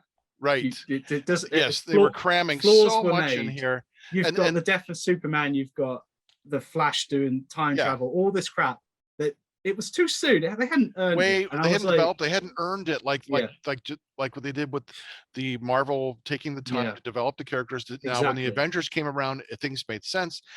Right. They could have done it so much better. And like they could have developed that antagonism between Batman and Superman. Absolutely. You know, like your methods are too rough. You're too much of a goody two shoes. If I was super powered like you, I wouldn't have to worry about this either. But I'm not. That's exactly what they're that's the yes. problem right there. And this is the thing. And that would have been real, man. That's the only reason, you know, and the Snyder cut is better than the original. I actually didn't mind the original one. I was okay with it. And the Snyder cut is better. It's just, it takes a whole day to bloody watch it. So I can't put it on. I can't. Your ass is going to be so sore. My ass is going to be dead. And I'm like, so skipping ahead. Yeah, all right. Okay. But yeah, so to get back to it, because King, he does it all in Maine. I do a similar thing. I grew up in Northamptonshire in the Midlands in the UK. So I don't have it drawn out, but in my head I have towns that are based on different places I grew up. I live in Bedford now. So in my head, my map is, say Bedford is here, my fictional town is kind of here. It's like adjacent to it. And I talk about roads that exist, but I like to create a fictional place because then I'm not beholden to a real world location. So I'll create Northwood or Westbridge or Haverhill. But you have a general idea of where of locally, and they're all of my stories are connected in some way. There'll be the supermarket chain Timos has a whole collection. They show up in every story in some way, and the whole point is that in one story the characters will walk into that supermarket, but I'm in Timos, it's a bit weird in here. And you read that collection, you find out they're basically Umbrella from Resident Evil. They're doing all these fucked up stuff based on my time working in retail and how they treat their employees and the way they operate. It's kind of exaggerated that to the nth degree, and so that carries through. And I'll talk about some characters who are minor characters in one story will show up in another one, which is I sort of took a bit from King, a bit from Bret Easton Ellis did it with American Psycho and Rules of Attraction. A little bit of Lovecraft there too. Yeah, there's a lot of that. When I was reading Lovecraft, I was like, Miskatonic. We got to go to Miskatonic. A lot of that came into it with that, and I was like retroactively being like, I guess that's kind of what that. Obviously, King was inspired by Lovecraft, so it's this knock-on effect, and so they do all take place in around about in a sort of geographically similar area, and I like to refer to different places and different characters and even events. Like there's a character in one of my short stories in Timos reading a newspaper, and it said a certain character was running for mayor, and that character is like one of the supporting characters in Nightshade. And so you can kind of see a timeline where, okay, well, Nightshade takes place here, this story must take place after it, and you can kind of piece it together. And basically, I like to do it because I find it interesting for long-term readers, and the shining day when I'll have my own wiki page. Like, and it'll be people are drawing maps of where everything took place. People coming, putting it all together and everything. I'm just like, if I had long-term consistent readers, it's something fun for them to pick up on. And so they do all we got there in the end. I got there in the end. No, that's great. That's great, because they're all gonna start doing this whole thing like Blair Witch. They're all gonna start trying to find your real places around the Midlands. Well, they're gonna do bike tours and bus tours and walking tours, right? Well, this is it, because Here There Be is based on the village I grew up in, but merged with the nearby village, who we didn't get on with because they had shops. They had a high street. We didn't have a high street. We had nothing. And I learned when I was doing research for one of my short stories to Timos, I learned that my village had, they used to execute women on charges of witchcraft centuries ago. And I think there's only one, and they were sort of drowned in a lake.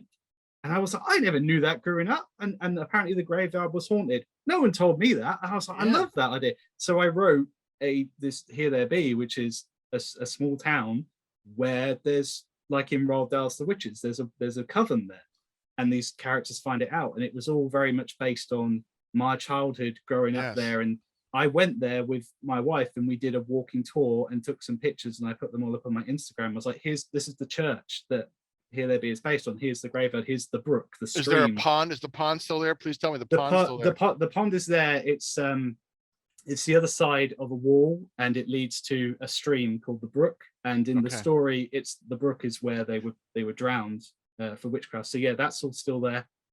It's all want a picture of that. You'd want a picture of opportunity of like floating on the water. Oh, I'm a witch. It it was based on that, and it was my love letter to It by Stephen King. And a lot of the ARC reviews came back saying, oh, it's like Stranger Things, it's like this and that. And I was like, good, because that's what I was specifically going for. Like, Sure. were the characters is lured to their death by a demonic voice coming from under the bridge? And I'm like, yeah, that happens in It. There's and, it, right? And I was like, I wanted to make sure that was there, so you had that kind of cultural consciousness going. They all drown down here, right?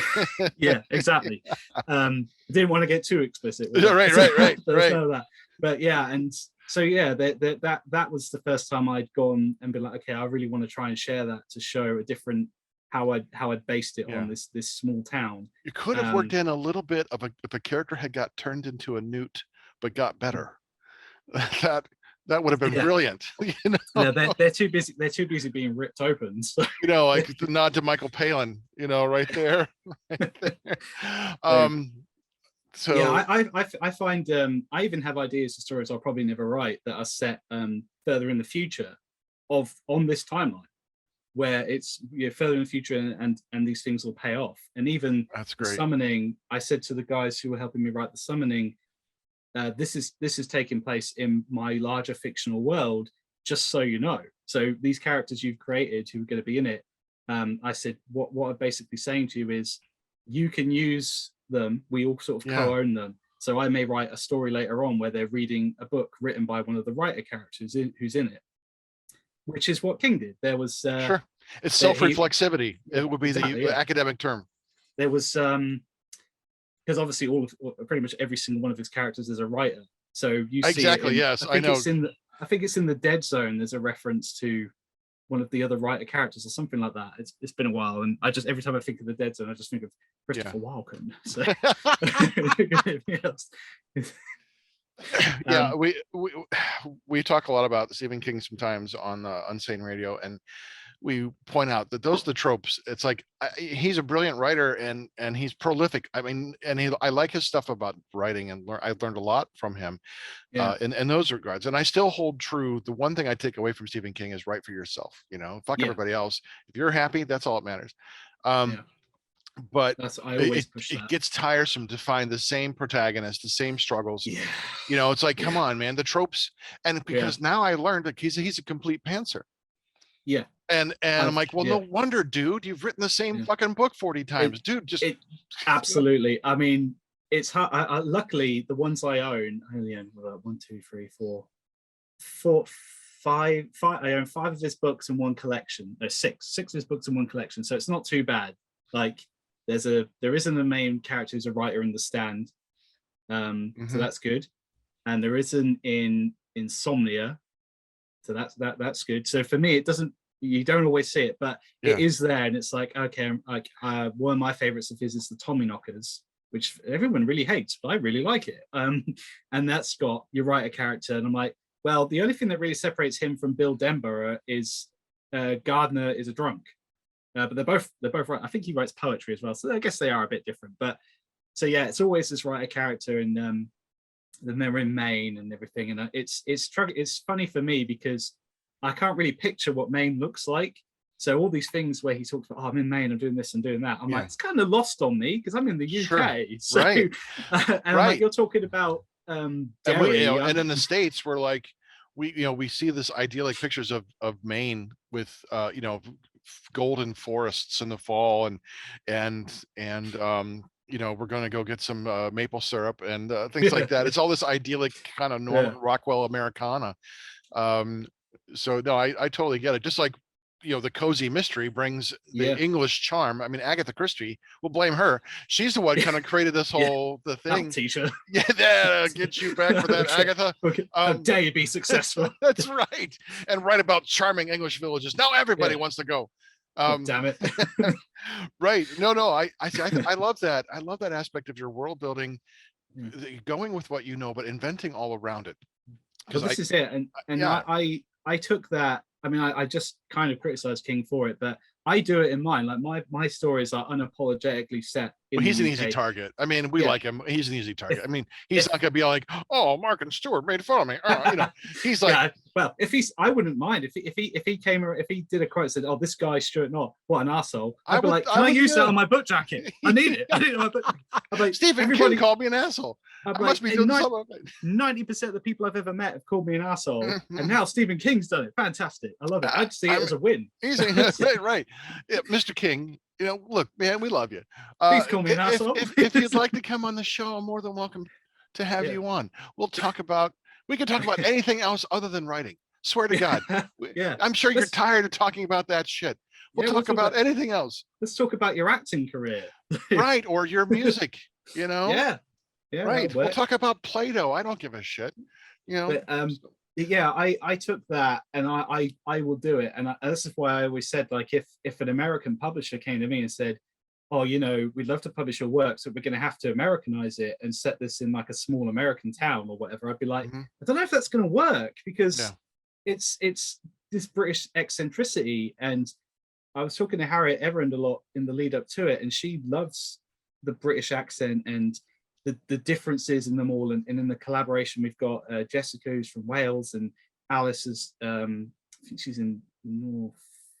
No, she's not in Norfolk. She's somewhere up north as well. And she's got a very different accent. Obviously, I have a different one. And she finds it fascinating, which I find amusing, because Americans all have different accents as well. Sure. I'm from Ohio, so I have a fairly kind of common accent that's used on a lot of broadcasters, news broadcasters all around the country. A lot of them come from Ohio because we have a fairly neutral accent, but it's also recognizable to the people in the South. Like they go, you're a Yankee, you're from Ohio. I'm like, how do you know? So, right. I totally get it. So she loves that so much. And I was reading Lovecraft at the time, and it was this impenetrable dialogue. So for Here There Be, I really wanted to emphasize that. And when I was writing character dialogue, I really wanted to kind of reflect the way we spoke as kids and teenagers. And it comes through here where I'm talking, where I pronounce TH as an F in a lot of words. There's a lot of four, like where when I talk about four, I don't mean the number four, I mean the Norse god of thunder, who Thursday is named after him. Right. And a lot of that, I had to explain to my wife, it's not just me being lazy, it's where we speak in Northampton. There's an F and there's an apostrophe in it. Yeah. And, you know, I grew up in Kettering, where we drop in the T's and we call it That's a bath, a little, and we're drinking water. And I'm like, I want it's a little bit of the Cockney that we would call the Cockney accent. Yeah. It's like the Spinal Tap. You're getting the Nigel Tufnells coming out of you, right? Yes. So and that's all kind of there. And so I thought I wanted this in Here There Be, because I really love this idea of Americans, especially, or people reading it and being like, the hell are these people talking about? Like, what are they talking about? What are they saying? I'm like, well, these people speak English for once, for crying out loud. It's little kids. I mean, the book is set in, I think it's 92. It's just talking shit. It's saying nothing. Like, it's just saying whatever. And there was a juxtaposition there, because characters who had moved to that town didn't speak like that, because they had they enunciated better. They spoke more clearly, because they weren't from Haverhill, and they were just talking like slurring all the time. And I did that carried it through to The Summoning, where I was like, okay, well, we've got my character based on me, so it's going to talk a bit like me. We've got the Welsh, Jessica's character has a bit of Welsh in there. And I said to Harriet, like, look, I really want you to bring Americanisms to this, like little quirky stuff, like what sort of weird stuff. And it's hard to say, because obviously you may not know what you're saying that constitutes as being weird, you know? Like, sure. Because obviously we wouldn't know the terminology. So I said, just write like potato chips versus crisps. Yeah, exactly. Yeah, they're crisps. Sorry. Yeah.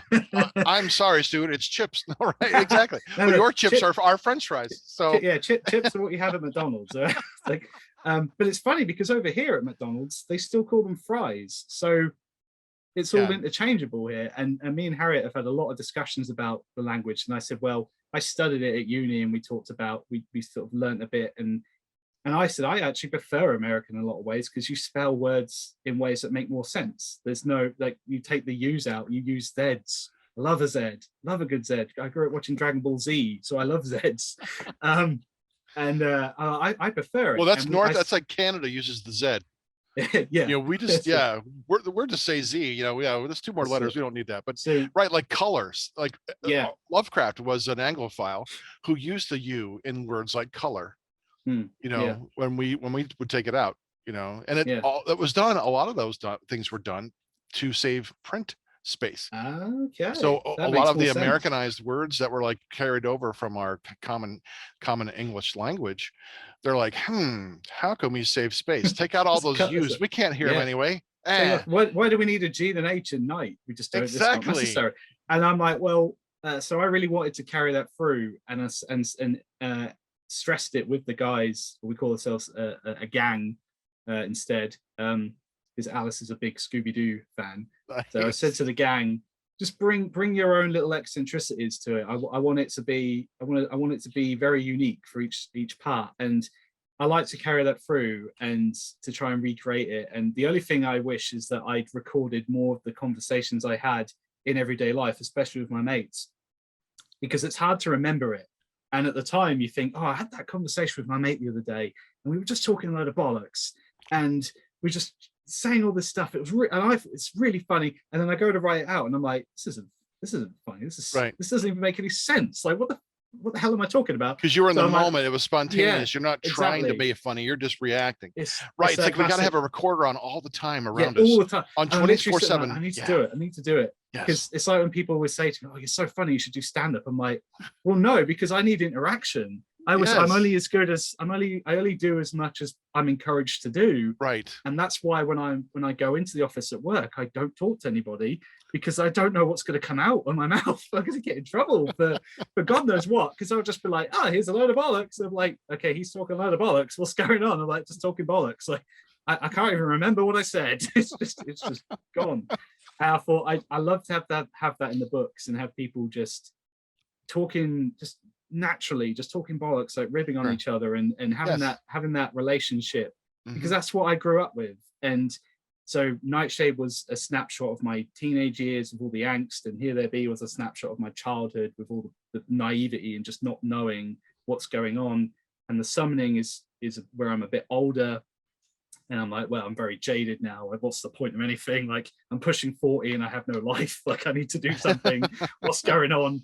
And then I think the one I'm writing now is a little different. It's from different perspectives and stuff. So there's a little bit in that one. It's more kind of the I'm drawing more from the spirit of me rather than my actual character. And I've started to veer away from having characters be directly based on me. Because there was a short story in the Timos collection called The Late Shift, where the main character is me when I worked night shift at a supermarket.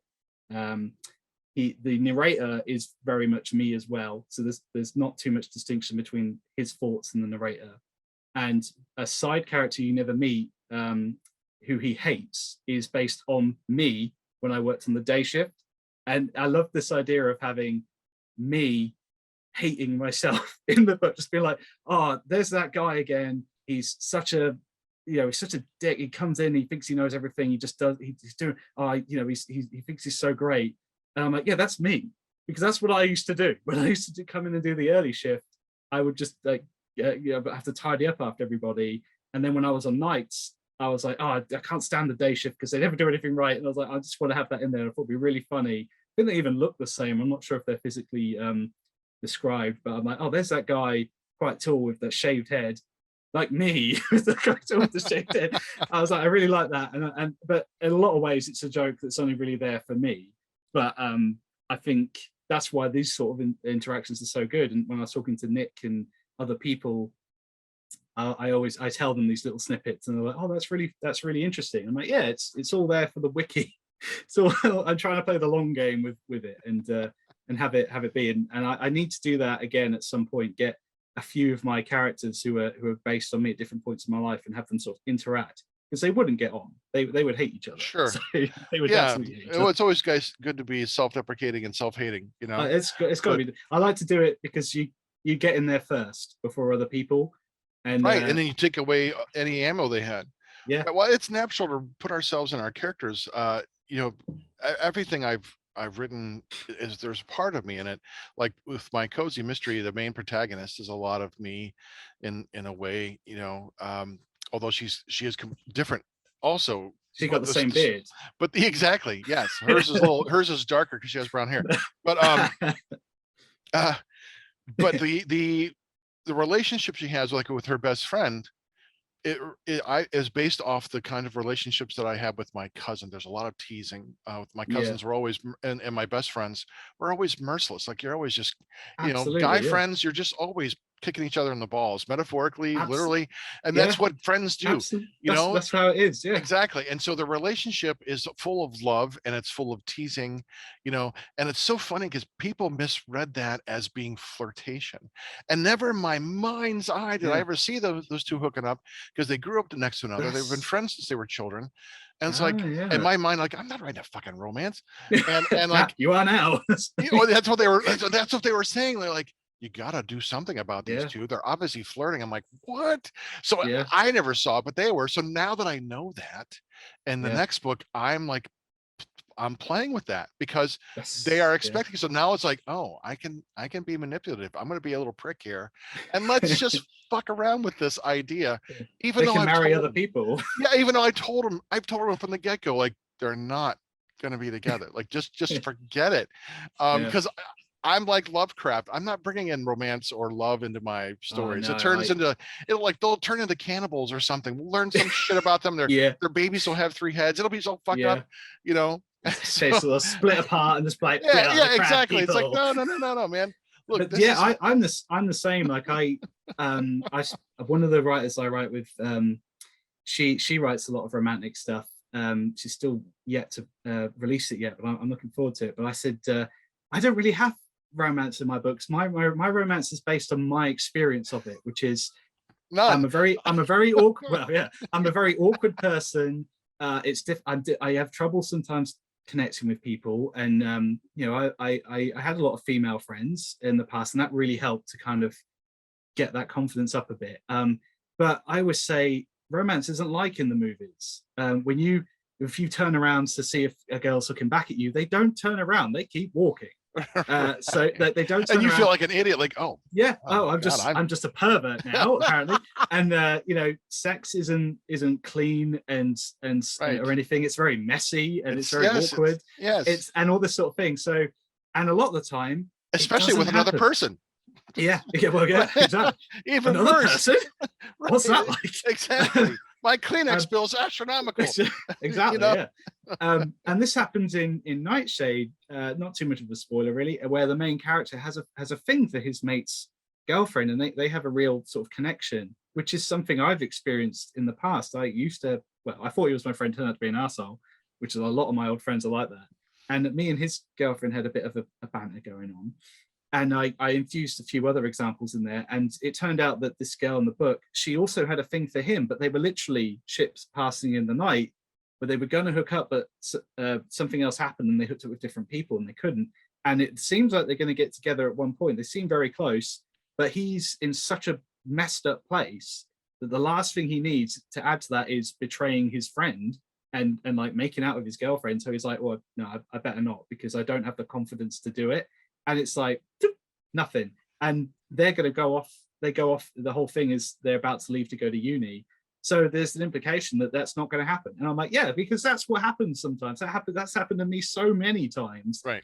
And so I generally write characters. They're either together and they're young, so they're all horny and it's just about ribbing on each other and having sex, or they're married and they're probably very unhappy and having a lot of arguments Because they're married, right? Because they're married. So it's like, and the new one I'm writing now is a change of pace where I'm writing a couple who are together who are actually happy. So I'm like, it's been about 10 like? years. Well, yeah, I mean, I'm pulling on. Must be young and then healthy and then rich, obscenely rich. Yeah. Okay, well, fuck No, yeah, of course. exactly. So I've never written. I don't know if I could write that middle bit of the getting together where it's romantic. It would be very awkward. It would be we chat. It would probably be based on my relationship with my wife, where we dated a bit and she sort of told me she wasn't really ready for a relationship, and then I sort of helped her with uni work and stuff, and we kind of it just sort of happened. But it wasn't like why do birds so, like, it wasn't like, it wasn't that ends in picturesque or anything bulimia like and that. death. Yeah, and that's what I liked about Nick Winter's book, because I did some proofreading on it for her, and she writes a very real marriage, and her town has all these different relationships and backstabbing is happening. I'm like, yeah, that's very, to me, that's real. I don't mind romance, but I think there's a middle ground there between the way I do it and the Mills and Boone. You get Mills and Right. Boone in America, just romance, just slushy romance novels, Okay. basically. We get Harlequin. That was a big name. I'm not sure who still does it. Most of the romance comes through the Hallmark Channel, which is a squeaky clean, the Christmas movies and the romance movies. It's like, I'm done. I'm somewhat tempted to try and do it, because every time I write another story, I always like to try and do something a little different. So it can still be horror, but it's a slightly different thing each time. So I'm like, I kind of like the idea from this of trying to do that cliche romance story and then having, like, basically doing like something like The Fly. It's a romance story at its core, but it turns, it's that gets eaten away and he's coming out and he's like that. Like there's something like that. Maybe it's the crab person disguise or something, and like just doing that horrible twist to kind of draw in those readers who are like, oh yeah, this is a lovely dovey slush. Like, oh no, it's not. What the hell's going on? Like, no, it's like, right. I think that's the spines are being ripped out and stuff. I think that could be fun. So, yeah. Now you're into erotica. So right, exactly. Yeah. I'm sure there's a category on Pornhub somewhere for that. So I want to talk about your process of writing, like your writing and your active writing a little bit. So when you write, are you starting with like pencil and paper, or you're on a computer? Do you like are you listening to music when you write? Do you have any writing helps? Things like that. So I'm all about the computer now. I type it all up on there. I used to have notebooks. I long time ago I would used to have a notebook in my bedside table, and I would write nightmares down in it, and I would try to make ideas from it, but I don't remember my dreams anymore. And I feel like my imagination has died because of that, which is reflected in that happens to my main character in The Summoning. It's a thing I tackle in that. So I don't do a lot of pen and paper anymore. I just use I'll use Microsoft Word to plot stuff out, and then I have a spreadsheet which has a list of all the character names I've used and their age, where they appear in every story, and their ages and their relationships to other family members, so that I don't reuse character names that I've already used unless I can help it, because I don't really like the idea of doing that, because it could get confusing to long-term readers.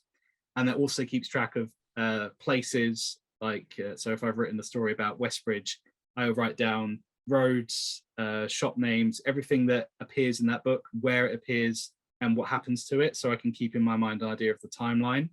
And that also keeps track of how many words per day I write on a story, so I can see an average, just for fun, just to be kinder to myself. So if I go, oh, I need to do some writing, I literally haven't written anything for my new story for like 3 weeks, I know I want to write 2,000 words. So if I sit down and bash out 2,000 words, I know I've done well. And if I do like 8,000, I'm like, shit, I don't have to write for 6 weeks now. This is great. I can take the time off. Vacation. Yeah, well, let's do whatever.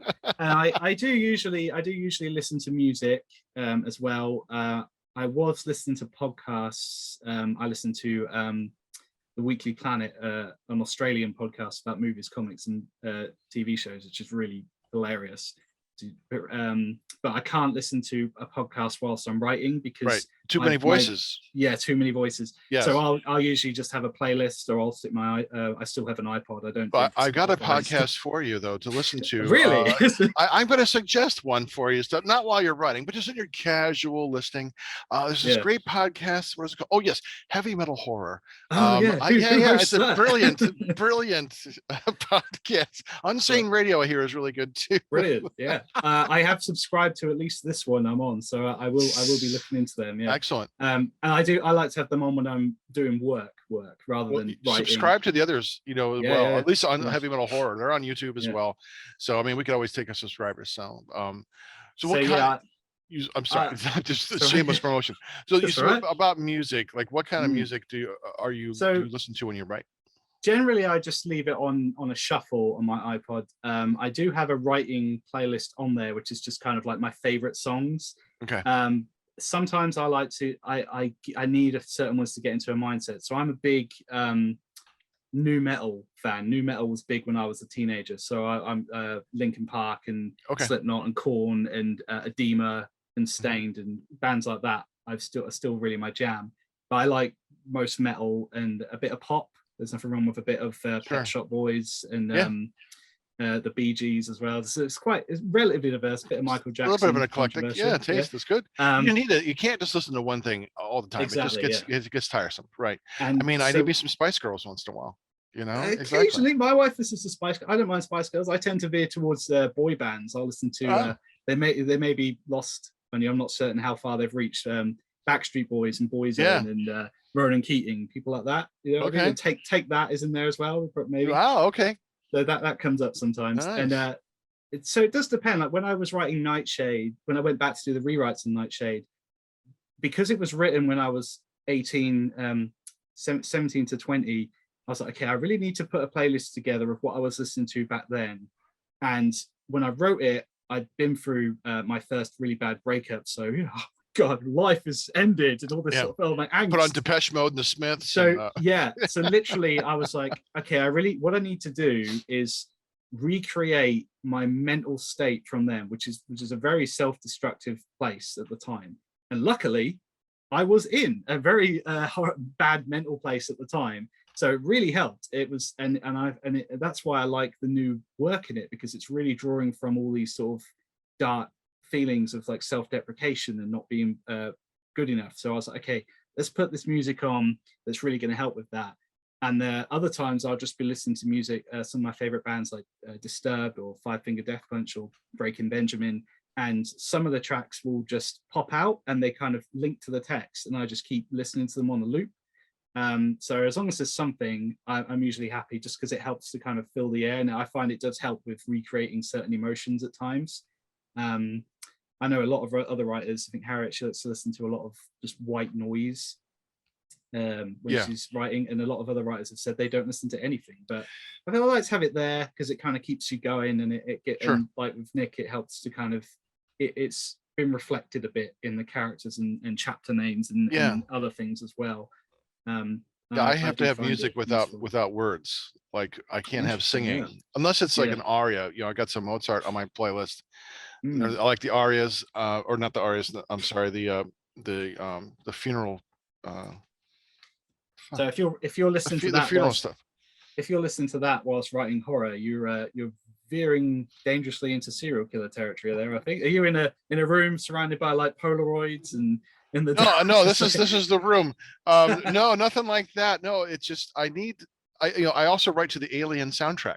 The movie. Brilliant. And other things like that. But it depends on what I'm writing. Sometimes one of the plot devices I have in my Cozy Mystery series is there's a radio station in the town that run by an autistic child who loves music from the 1930s, because I love music from the 1930s, and I love the vibraphone. So I got a bunch of vibraphone music, and I just have this 5,000 song playlist, and it's just on random. But it really can't have people singing, because that's too much of a distraction. I do find it can be, especially if I'm in the moment and I'm like singing along and stuff. Right. But I just want it there to part of my ape brain can like say, oh, that's nice, and I can focus on that, and allows me to do what I need to do. But I do like to have it playing. I have written a lot without it. I think the short story I'm writing at the moment, I haven't linked a song to just yet, and my computer plays up a bit, so I can't really run my iTunes through it anymore. And I'm like, oh, I've got to go upstairs and get my iPod. I've got to plug that in. So I'll just get like a playlist on YouTube, and then I do listen to it. But at the same time, I sit there and like, these aren't the 2,000 odd songs I normally have access to, and these are like, I want to listen to something a bit different. But I can't be bothered to go upstairs and get my iPod. So it's better than nothing. I'll just write it. Maybe that will come through in the writing. Just be like, oh, I just can't bother. Right. Do you have like a favorite time of the day to write, or how often do you write? So I mean, it does depend. Like, because I'm back working 8:30 to 4:30 every day, it's hard to find time in a weekday to write. So I generally tend to do it at the weekend now, kind of from about 10. And I know I know I'm on one where I actually start writing at 10 o'clock and I don't stop till about 2 in the afternoon. If I get distracted by something and I think, oh, I'll just do some website maintenance or something, and it gets to about 2 o'clock, I just write it off. And I'm like, okay, I'm clearly not going to be writing, because instead of sitting down and doing it, I've allowed myself to get distracted with something else. So I would say, yeah, it's usually about 10 to about 4, maybe 6 if I'm having a really good day. I know a lot of writers, they stay up and they write at night. Nick and Harriet both do a lot of their writing at night. Yeah. I don't do that, because I base all of my days on like a 9 to 5. So when I finish work, I stop, and that's I get ready for dinner. I sit down, Sure. maybe I'll play the Switch a bit, or I'll start reading an arc or whatever, and just chill out for the evening. No matter what, if I'm out in, because I have a game room out in an extension on our house, gets to about 6 o'clock. Yeah, that's about dinner time. It's time to pack up and come in, and then I just chill for the evening, because otherwise I just kind of burn out a bit, and I can't be dealing with that. And so I usually get a cut off of around 4-5 o'clock. But Sure. I do like to have about 4 or 5 hours writing. If I'm on a roll, I'll do that. And it's all kind of based on the structure I set for myself to do my PhD, where I was working full time, doing nights. So I had certain days, and I was like, okay, well, I have to hit this word about 2,000 words a day, because mathematically, if I do 2,000 words a day, every 3 days a week, that's 6,000 words. That's 12,000 words in 2 weeks. That's 24,000 words in a month. So theoretically, on paper, that's a chapter. That's my year's worth of work done in a week, or sort of thing, or whatever. So I'm like, on paper, this makes sense. So you have to kind of have some sort of routine, and it was very kind of, there's a lot of self pressure there, and that's why I like, the only book I've written so far where I felt pressure to hit targets was The Summoning, because we were all kind of working together and we all wanted to hit certain days, and because I was collaborating with other authors, whereas normally I'm just doing it by myself, and I'm just Right. like, it doesn't matter. I haven't even set a release date yet. It doesn't matter how long it takes. I know I want it to release in 2022, let's say. Sure. Ideally April. That's a pretty wide window. It gives you plenty of time. It could be, yeah. I mean, Yeah. December 31st counts, right? Whether it's July or December, yeah, exactly. So I mean, the new one I was writing, I was hoping to be released in April, but like I say, I haven't done any work on it for a while. Okay. So I might push it back to June. But again, it's like, well, there's no real, I'm not really that rushed. Right. I knew after The Summoning, which we all worked really hard on, it was quite intense and very rewarding because of that. I knew my next solo effort, I wanted to just take a step back a bit and have a schedule worked out where I was going to do a couple of days a week. But February is quite busy at my job, so work's picked up a bit. So I'm like, okay, well, that's fine. Do it at the weekend. The weekend comes around. Well, last week I was socializing and I wanted to play Doom on Sunday, so I just kind of shuffled it about. I was like, it's okay. It's not going to be very long, so you don't have to worry too much. But it's very easy to become complacent. So I put a lot of pressure on myself to kind of try and hit certain targets when I'm actually in it. But I've always said, like, it's better to write something than nothing. But if you're really not feeling it, you shouldn't force it. Right, because you're going to probably end up cutting it anyway. Yeah, exactly. Right. If you're going to be able to have the freedom to write, and you've got 6 months of time where you don't have to, like when I was teaching, I was, if I'm teaching or if I'm doing my work online and I'm done with my work, or I don't have anything to do that day, then you have the freedom and time to write. But no, I totally get it. You have to be in the right headspace. And if I can't sit there, because I like writing in the mornings. If I'm going to write, I want to make sure, but I want to make sure I have a time, space. If we got a 10:30 meeting or 11 o'clock, or I start work at noon or something, it's like, I don't want to write at 9 o'clock, because I'm only, I can't let myself only write for 2 hours. I want to have the freedom to breathe and say, look, if I need to write for 4 hours, great. I may not, but it's just a mental game for me, but I think I definitely feel like there's no right way. Like, whatever way is best for you is what works. And I do find it really interesting seeing all the different answers I've had from the interviews and stuff. Everyone has all these different processes. Some are the same as mine, some are similar to yours, some will do, they'll do whole days, like, and I'm like, wow, that's crazy. Like, even I probably could write for a whole day, but I don't know I don't know how much that would actually equate. Like generally, I like to write a chapter a day, and my chapters are anywhere from 2,000 to 5,000 words, maybe. I generally, even if I'm on a roll, I usually don't sit there and go, okay, I will write that next chapter today, because I worry like I might burn out halfway through. I'm like, no, my goal is very simple. I've given myself a lot of slack. Just write that 2,000 word chapter today, and that's all you have to do. Just tick that box and you're fine. And then tomorrow, like if I'd done that today, which I didn't, I did do other productive stuff today though, so that was okay. So I'm like, well, if I wrote 2,000 words today and tomorrow, that's 2 chapters, and I foresee there's only about 4 or 5 more left in this short story. Well, I'm like, well, that's okay. I was like, maybe I'll do it tomorrow. I'm not going to, but maybe I could. I've already got a plan for tomorrow, and it's not. I don't think it's going to be that.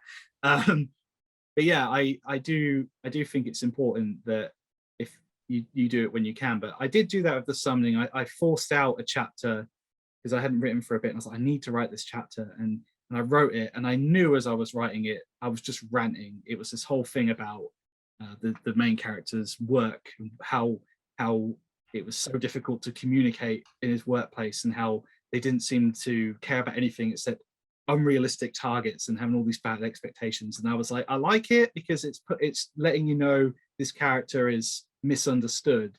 But I was writing it thinking, this is just me ranting about what I've experienced in my life sometimes. And I knew I was going to cut it, but I was like, okay, I want to get it out my system. I'll write it out. Yeah. And I removed it and refined. I actually swapped it with an earlier chapter, and it worked much better. But I've reworked that into this new short story. You can always cannibalize, right? Yeah, exactly. And I've said that to Harriet and some other writers who sometimes it gets so bad for them, they're in such a bad place, they just get rid of it completely, delete it forever.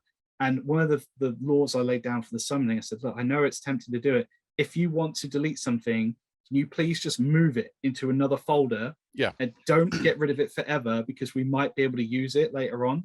Like, even if it's a crap idea, just stick it in a file called crap ideas. Sure. And then come back to it later. I mean, in many ways, that's how the summoning happened. I have a whole Word document full of just short ideas.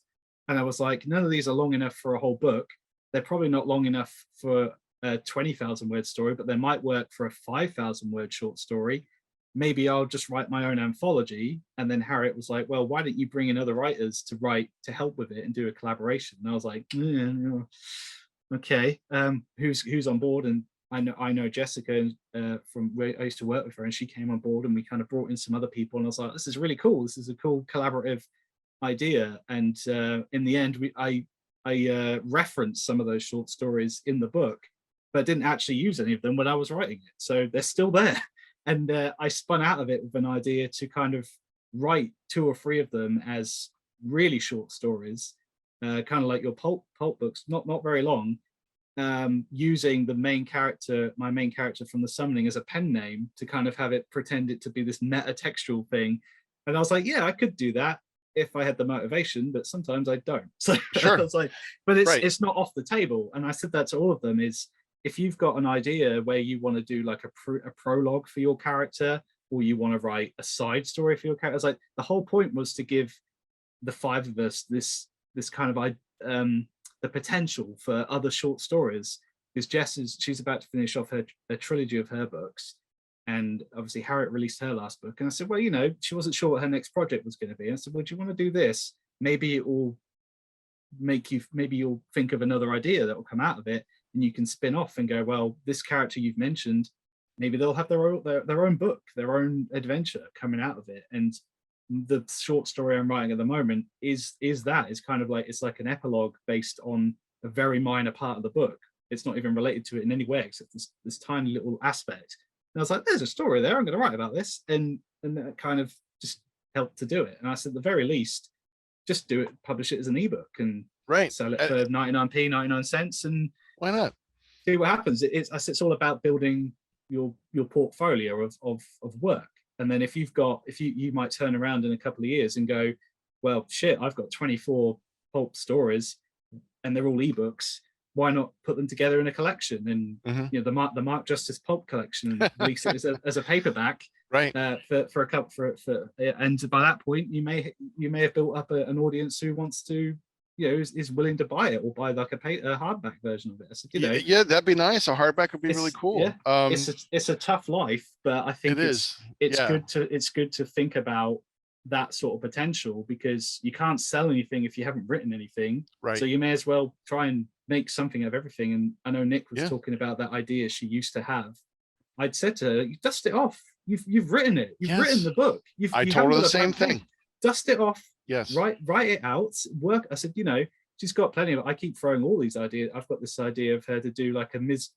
Marple. You aware of Ms. Marple? I know Ms. Marple. Yeah, I know. Yeah, just this cut. I said, why don't you do like a short, like your pulp books, like a short series of murder mysteries where this one character, a writer or something, just happens to go to all these different places where there's like a very British murder and all this. Right. So that'd be really, and I was getting really excited about it. And I don't think I could write a murder mystery, but I was like, I'm excited. Finish your book so you can start doing my ideas. And she's got 2 more ideas in the bag. And I'm like, oh, well, when you finish, we'll just I'll do it. I've got this idea. Because cozy mysteries typically are a shorter genre. Yeah, as well. 50,000 words, 60,000 words. I mean, my book was over 100,000 because it's only a 4-book series, but I totally, I get that. See, when I going back to what you had said about, don't throw anything away. I know I've written, there have been days where I write and I know I'm not gonna keep it, but I have to write it out, like you said, you get it out of your system. Absolutely. And what I do is every day that I write a new draft, I start writing, I save a brand new file. I'll have like 60 or 70 word files. So I have them all numbered, and that way I don't have to worry about it. If I cut something out of a previous draft, then I know I have 30 or 40 other versions of it with that in there. It's not. I absolutely need to start doing the same. I had folders for the summoning because I had lots of different files for each person's work. And then near the end, I was like, okay, we're on the final draft now. I'll just keep saving, overwriting that. But I need to do the same thing. I think it's a much more productive idea. Like, maybe you've written something and your mind is telling you it's terrible and you shouldn't have done it and you shouldn't be bothering. And that's and I know that's a crippling thing and it's tempting to just press delete, but you owe it to yourself to just try to keep it somewhere else, keep a separate draft, take a couple of days, come back to it and go, yes, it is shit. But actually, I could summarize this down to a paragraph of text, and I could insert it in here, or come back to it a few later for a different story and rework it. Maybe there's a joke in there that works, and you've just it's just not for this story, but it'll work for something else. Yeah, it's a really smart idea. I think there's nothing. You have to. You shouldn't just throw it all away. No. There was a day when I was writing the cozy, and part of this character in the first book, she's really depressed because she just lost her job. So a lot of it's in her head. This whole the narration goes from omniscient narrator to internal monologue.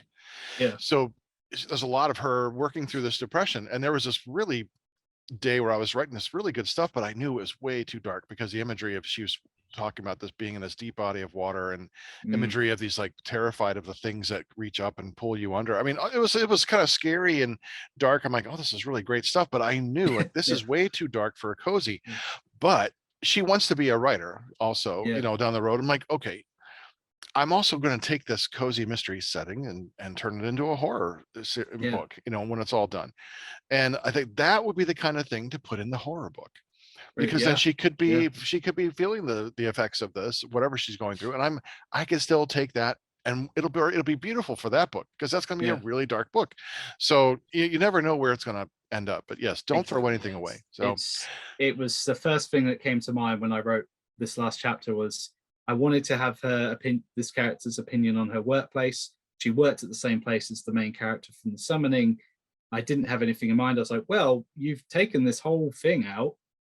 So just use that, like rework that, and it will work here because it's not just this random 2 or 3 pages of fucking hate the fact that I can't like do this job without like hitting a red tape all the time. I was like, well, use that here. Just have her kind of be, oh, it sucks, man. This is because it was literally coming back after a day at work, so reflecting on the day and what makes that day better is this element of the book, and then from there. So it was a lot of. It worked, and I was like, I think that'll work pretty well, and it was better for it because I'd had a lot of hindsight coming back to it. It's like, there's not much of the original draft is still there, but enough of it where as long as it gives you the idea. That's the thing. It's like you don't know what it's going to spark from that. It may not be the literal embodiment of what you literally wrote, but if it sparks something else, that's all that matters. It becomes a catalyst. Yeah. Speaking of Cat, there, yeah. He's so what are you doing? It's because he knows that the short story I'm writing has got him in it. So oh, nice. Kind of like, you're talking about me. It's definitely it is really helpful. That's why I do like when I get some engagement and I get the chance to talk to other writers, and some of them will just bang on nonstop about their work, which is fine, and other ones they don't talk enough about it, and I'm like, tell me more about this and that, and I'm like, you can kind of jump on it. You say, oh, you've done this little bit here, but and you're like, what's going on with that? And they go, oh, it's this. I'm like, well, have you thought about looking at it like that? I'm like, no, I haven't. And you get, oh, there's a romance in there. I didn't see it, all this sort of thing. And sure, I do find that really exciting, because it kind of helps to take your mind off of what you're writing, and then you can come back to it with a fresh start and go, oh yeah, actually I need this. He needs to wear a midnight suit. That's a really good idea. Right. Yeah. I wish I were that clever. Right. It's like, yes. No, that's great. That's great. I've only got a few more questions. I don't want to keep you all evening. That's but do you have a fantasy? Like, what is your writer fantasy? Oh, so yeah. I'm quite I'm quite realistic. When I first started, the goal was I wanted to see it in a shop. I just want to see my book in a shop and have people be able to buy it. I don't even care if people hate it. I just wanted to walk into a bookshop and see it. And then you very quickly hit the wall of that is impossible. It's almost impossible to happen. It's like the 1% of people who manage to actually get properly published. There's so many hoops. It's so hard even to get just a literary agent. It's so hard to do. So I was like, okay, well that would be great, but I'm just happy to publish. Amazon is good. It's a great format to do it, and there are other options with it. So at the moment, the main goal is mainly just to kind of build an audience in a way where people are aware that my writing is out there and that the content I create is out there. Just like a little bit of recognition is the goal at the moment. And with the summoning, it was to kind of shine a light on everybody who's part of it and say, look, we've had a lot of indie authors come in to help, and it's a very unique project for us. And it was mainly to sort of say, indie authors out there, there are opportunities for this sort of thing, and you can do things with it, and you can get known in a way. And it's not like fame and fortune or anything. It was just kind of like little bit of that sliver of spotlight to just come on and be like, oh yeah, hi, because you just don't know what some people are capable of. Like, you may not have ever heard of a certain writer, and then you read their work and it's like, shit, this is actually pretty good. Like there was one I read an indie book called Extinction Horizon. It kept popping up on my Twitter feed all the time. I was following the author. It kept popping up, and it was the tagline was super simple. It was Jurassic Park meets Predator in space. And I was like, that's the greatest concept I've ever heard in my life. That's brilliant. And I did an interview with the author, and I read the book, and it was exactly what it said. And there was all these references to Predator and aliens and everything in it, and character names and stuff. And it was so good. And it was just like, I could see why some people wouldn't like it, because it's not like high art or anything, but it was just exactly the sort of book I like to read. And not many people are going to be aware of that writer. And then, Nick's still got her murder mystery coming out, and her book is really good. She's got a lot of talent there, and it's just really exciting to see these people, and to see how a lot of them have doubts about how well they do, which is great. And I think it's really great because it keeps you humble. So no one's being really arrogant. They're not being like, look at how many I've sold today, and I've cracked social media. You sold books today? What? Yeah, sold books. I mean, tell you what's that like? I made the most money. The most money I've made on Amazon was from Campus, which is one of my ebooks. It's only 24 pages long. It's tiny, but they do a thing. I can't remember what it is on Amazon, but I think it's when you pay for the Kindle subscription, because you get the books for free because you haven't got to pay for them. So if you read a certain amount of pages, it translates to money for the author. Right. And because you can read Campus in like 20 minutes, I earned like £6 from that. Like because people were the page to Right, money you can read ratio it, was sure. smaller. So I literally sat there and was like, maybe I just need to write 100-word stories, like 100-word fiction, because I felt really bad because Amazon make you charge 99p for it. And Sure. I was like, ideally that book would be free because it's tiny. It's only Right. it was I wrote it for a And you submission in can't do a anthology. print book that small. It has to be like 48 No, pages or absolutely, something. absolutely not. Like I may collect it in an anthology someday, but I wrote it for an anthology piece in between the summoning, and I was like, well, shit, I may as well publish it as an ebook. And I looked at my reports, which aren't easy for me to read because I don't do numbers and graphs. And I was like, man, this is only like £6-7, which doesn't sound like a lot, but not. I'm used to getting 20p, 20 cents, like 35p or Right. whatever. And I'm like, there's something in this. Maybe I should just be even easier on myself, scale it all the way down. Just like pulp novels is the way to go. Apparently, just do that. Write 100 of them. Gage gets read a lot on that service as well, but I'm not getting shit for the payment. Like if the people who actually read the book for almost free, if they had actually bought the book, I've actually made, I don't know, probably a few $100s. Which I've been like, God, I really could have used that money, but it's kind of nice at least seeing people read it.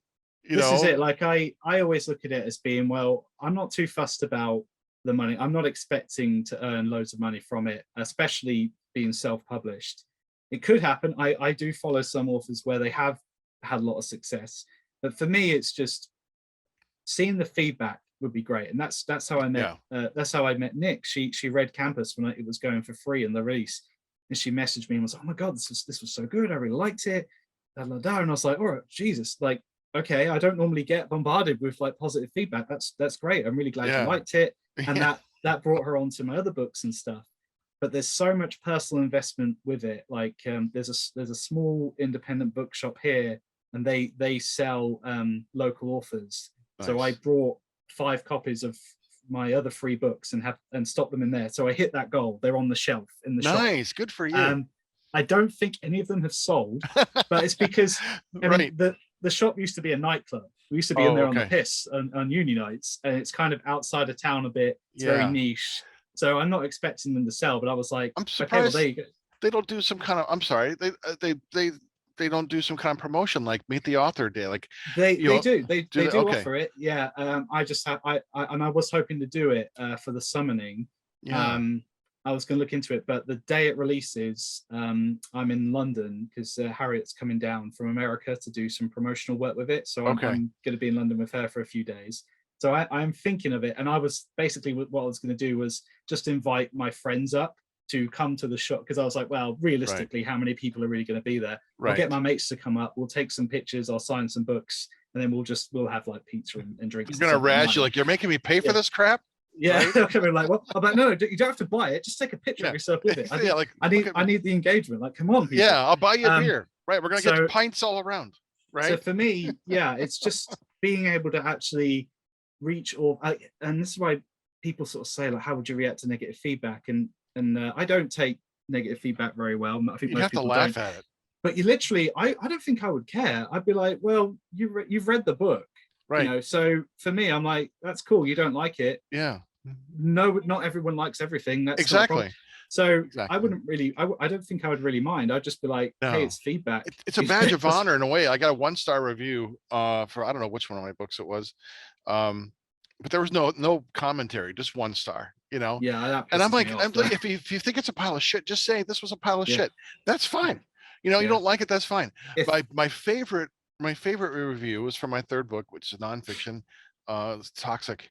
It's about my apostasy and how it's about the Bible, about my commentary on the Bible. And I got a 3-star review, and the review said too many F-bombs. And I thought, that's fantastic. I wrote back, reply back, fuck off. No, what I did, I wrote back, I go, what's the fucking problem with that? What's the big fucking deal? Exactly. I thought, okay, that's fine. I'd be okay with that. I'd be like, well, yeah, I mean, this is how we fucking talk, mate. I'm sorry. I know, I'm not taking anything seriously. I'm happy that anyone's reading it, and when people I don't know, like, buy it or leave feedback for me on Amazon or something, I'm like, or any of my books, I'm like, wow, thank you. I mean, you bought my book, you liked it. Wow, that's awesome. Thank you. it's good to see us. It was great because I did arc reviews for Here There Be, and seeing the way that people picked up that it was this homage to Stephen King and everything. I was like, oh good, I've ticked that, I've hit the goal I wanted to hit there. That was great. And we had a lot more art readers for the Summoning. We had to put a cap on it in the end, with so many of them. And we have two groups going with them, and those that have read it have come back and go, oh my god, I can't believe how good this bit is. And they talk about specific characters and stuff. And I'm just like, oh, I'm glad, because I had a plan for it in my head, and I wasn't sure if I'd communicated it well enough to the gang. I was like, there's a lot of trust involved there. I was like, you know, you got to trust me. This will come together, and it will work. Like it's gonna work. I can see it. But I'd not seen anything like it before, because it was very much inspired by anthology shows like The Outer Limits and The Twilight Zone. Was the original idea to have these different narratives, and then jumping ahead to later in the week, and then having these short stories splattered throughout. And I said, you know, because in the Tales from the Dark Side, you'd have the frame narrative, and it works visually because you're clearly moving to the frame narrative. Then they're reading from a book, like in Creepshow, you know, we're reading from the comic. Here's the short story, and it works because you can visually see it. And I was like, will it work in a book? And I was like, well, I'm going to do it because that's the vision, and I'm trying to do something a little different, and I want it to be different. And I said to him, look, the only real rule I had, I said, I just don't want any mention of COVID, because it's set in 2019 for a start. And I said, for me, it's too soon. I've seen a lot of COVID stuff coming out. It's too late. It's too easy. It's too low hanging fruit. Too easy. Yeah. And I'm just like, I feel like people have had enough of hearing about it. I was like, I don't want to talk about diseases or anything like that. So it's nothing to do with that. Just one a horror story set in a potentially haunted mansion, all this sort of thing. Just don't. That's the only rule, is that. And then we had some others came in where, like I said, okay, well, make sure you're not writing about the same supernatural thing this person's writing about, or else it'll be redundant. Sure.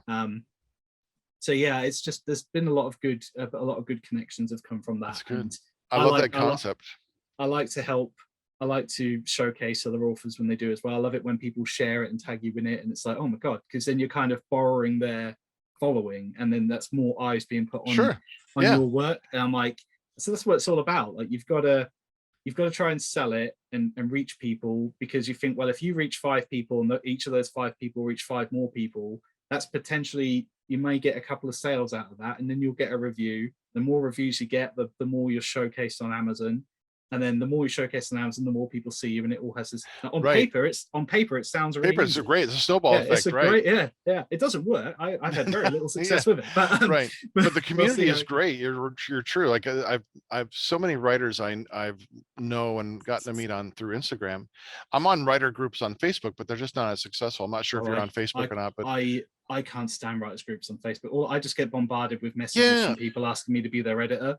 Oh wow! Okay, really, you're getting messages. Wow. Okay, yeah, really. They're always like terribly written, terrible grammar, and they're like, "Oh, hire me to be your editor," and I'm like, "You can't spell. Look at the errors you've just made." I'm good. I'll take my chances. I'll be all right. The Summoning was a lot of firsts for me like that, because I don't usually use an editor because I can't afford it. Yeah. And I don't usually pay for a cover because that's what your beta readers are for, to help you find those mistakes. Exactly. Really, I was doing pretty well in Canva with the covers, but the guys the gang came on board, and they'd all paid for their covers and paid for an edit. And I said, okay, look, I don't want to sell you short. We will do that. And I got the cover done, and I used Get Covers for the cover, and I really liked how it turned out in the end. And I said, I don't mind paying for that. And we used Harriet's editor, and when it came back, I said, look, I just want to see the changes. I want to see the feedback, because I want to learn from it. And I said, it was awkward for me because I wasn't used to having somebody else come back to me, and I've seen feedback from work before. Sometimes it can be a bit harsh, but it was quite fair. She left some comments like laughing at certain bits and be like, I love this, I love that. And it was all really good stuff. And I was like, it was just a learning process of, all 3 of the main authors had read the whole book at least twice, and we'd all submitted our own proofreads and edits, and it still came back from the editor with little things that were missing. And I was like, it just goes to show how often that can happen. And then I was checking it the other day, and I was like, okay, just one last quick look. I was like, okay, well, that's it.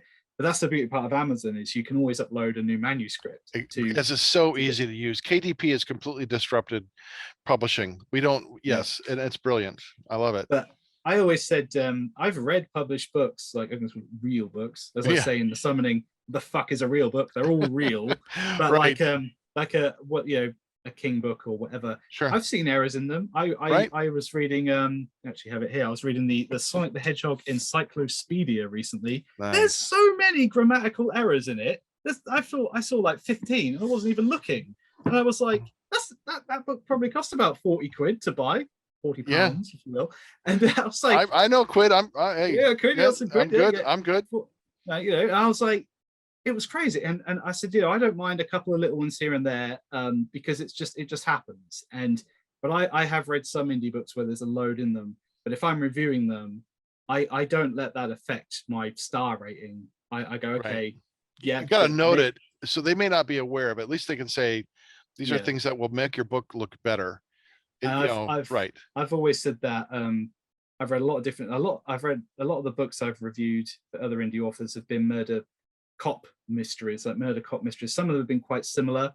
And I'm like, I don't normally read them. I don't normally read murder mysteries, but I don't knock it down a rating just because it's not my genre. I try to find, like I was saying about the movies, what does it do? What's happening? Is it the character? I look at the characters, I look at the personalities, how they build the mystery. Like I was reading Nick's book, I was like, okay, I'm not going to go through it trying to guess who the killer is. I want to see what she does, and then retroactively think back. Oh, okay, and she had this twist in it that I didn't see coming. I was like, okay, well that's good then, because I didn't see it happening. And I always try to find different looks with it when I'm reviewing them. Nice. Other times I'll go in, if it's a horror. Usually, if it's a genre I like horror or sci-fi, this is probably going to be my speed. We'll skip ahead a bit to we know it's going to be at least, it might even be 4 stars, but let's see if it justifies the 4-star rating.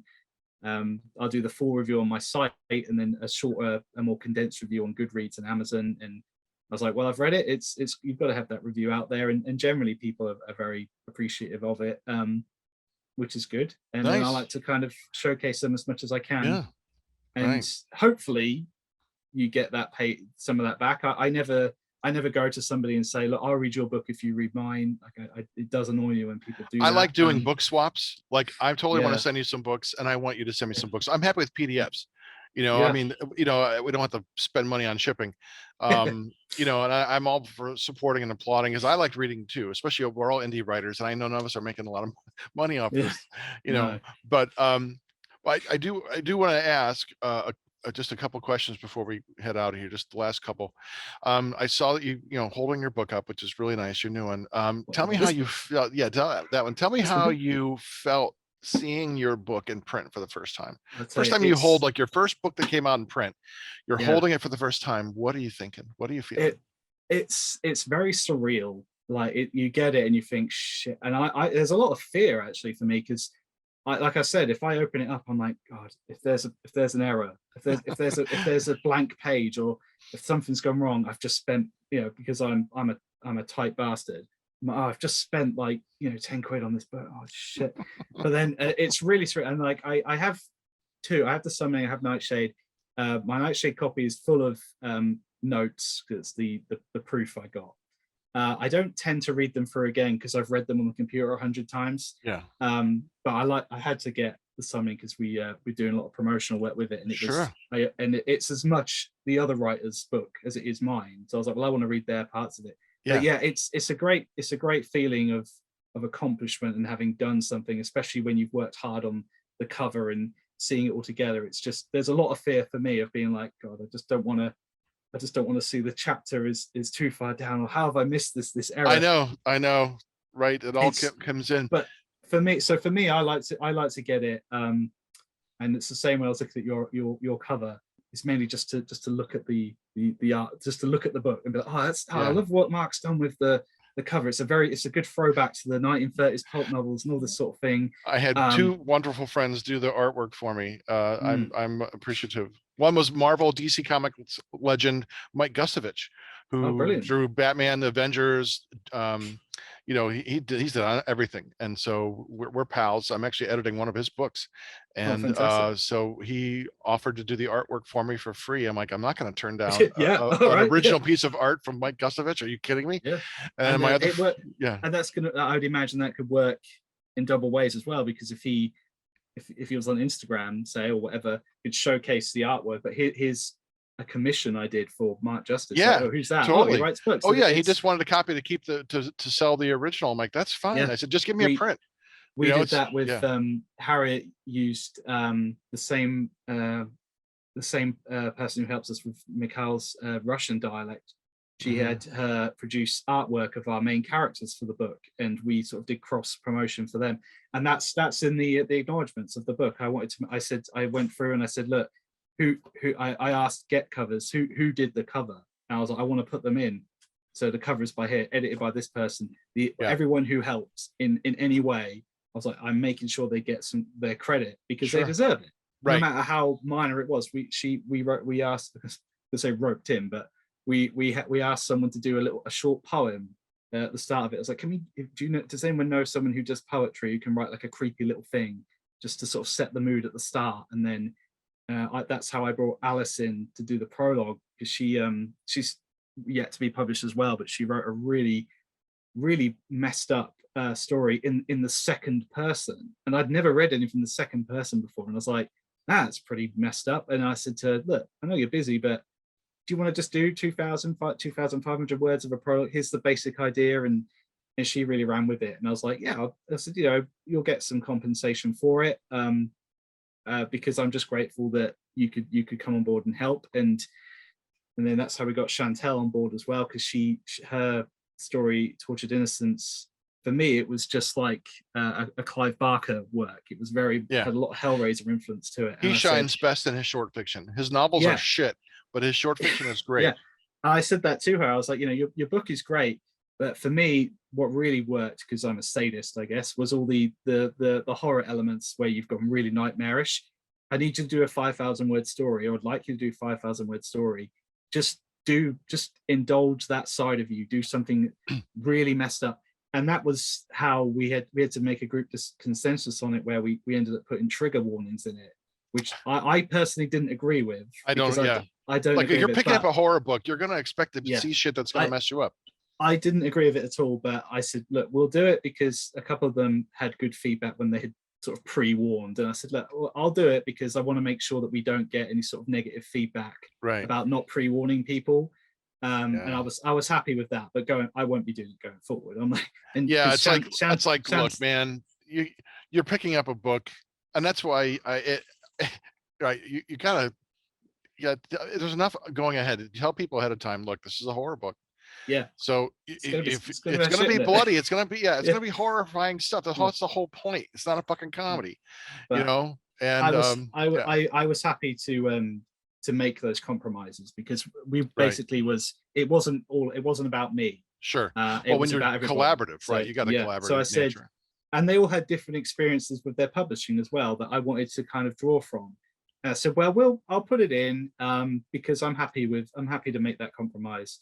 But I do find it an interesting sort of, it's very indicative of the society we live in now, where, well, you please tell me. And I'm like, well, you look at the trigger warnings for mine, it's like, for violence and scenes of rape and all this sort of thing, disturbing suicidal thoughts and stuff. I'm like, knowing that ahead of time, when you read that chapter, is it really going to help you be less affected by it? Like, I'm like, you're still going to be upset, right? So I'm like, well, I guess what it will help is if a review comes back and they go, thank God they warned me about this because this part was so harrowing. I'm like, good, because it was meant to be. I wanted you to feel something about it. I wanted that connection, because the whole point was to be like, you want to read this book and see what I can do, what Jessica can do, what Harriet can do, what Chantal can do. Right. And it says in there everything, what we've written, and the ebook, our social media links, everything. I'm like, it's all about trying to be like, here, if you've not read any of our stuff, you can read this and hopefully experiment with looking back at what we've written before. That reading Cursed Legacy that Harriet did, and then Here There Be, maybe Nightshade. Her Nightshade isn't really a horror.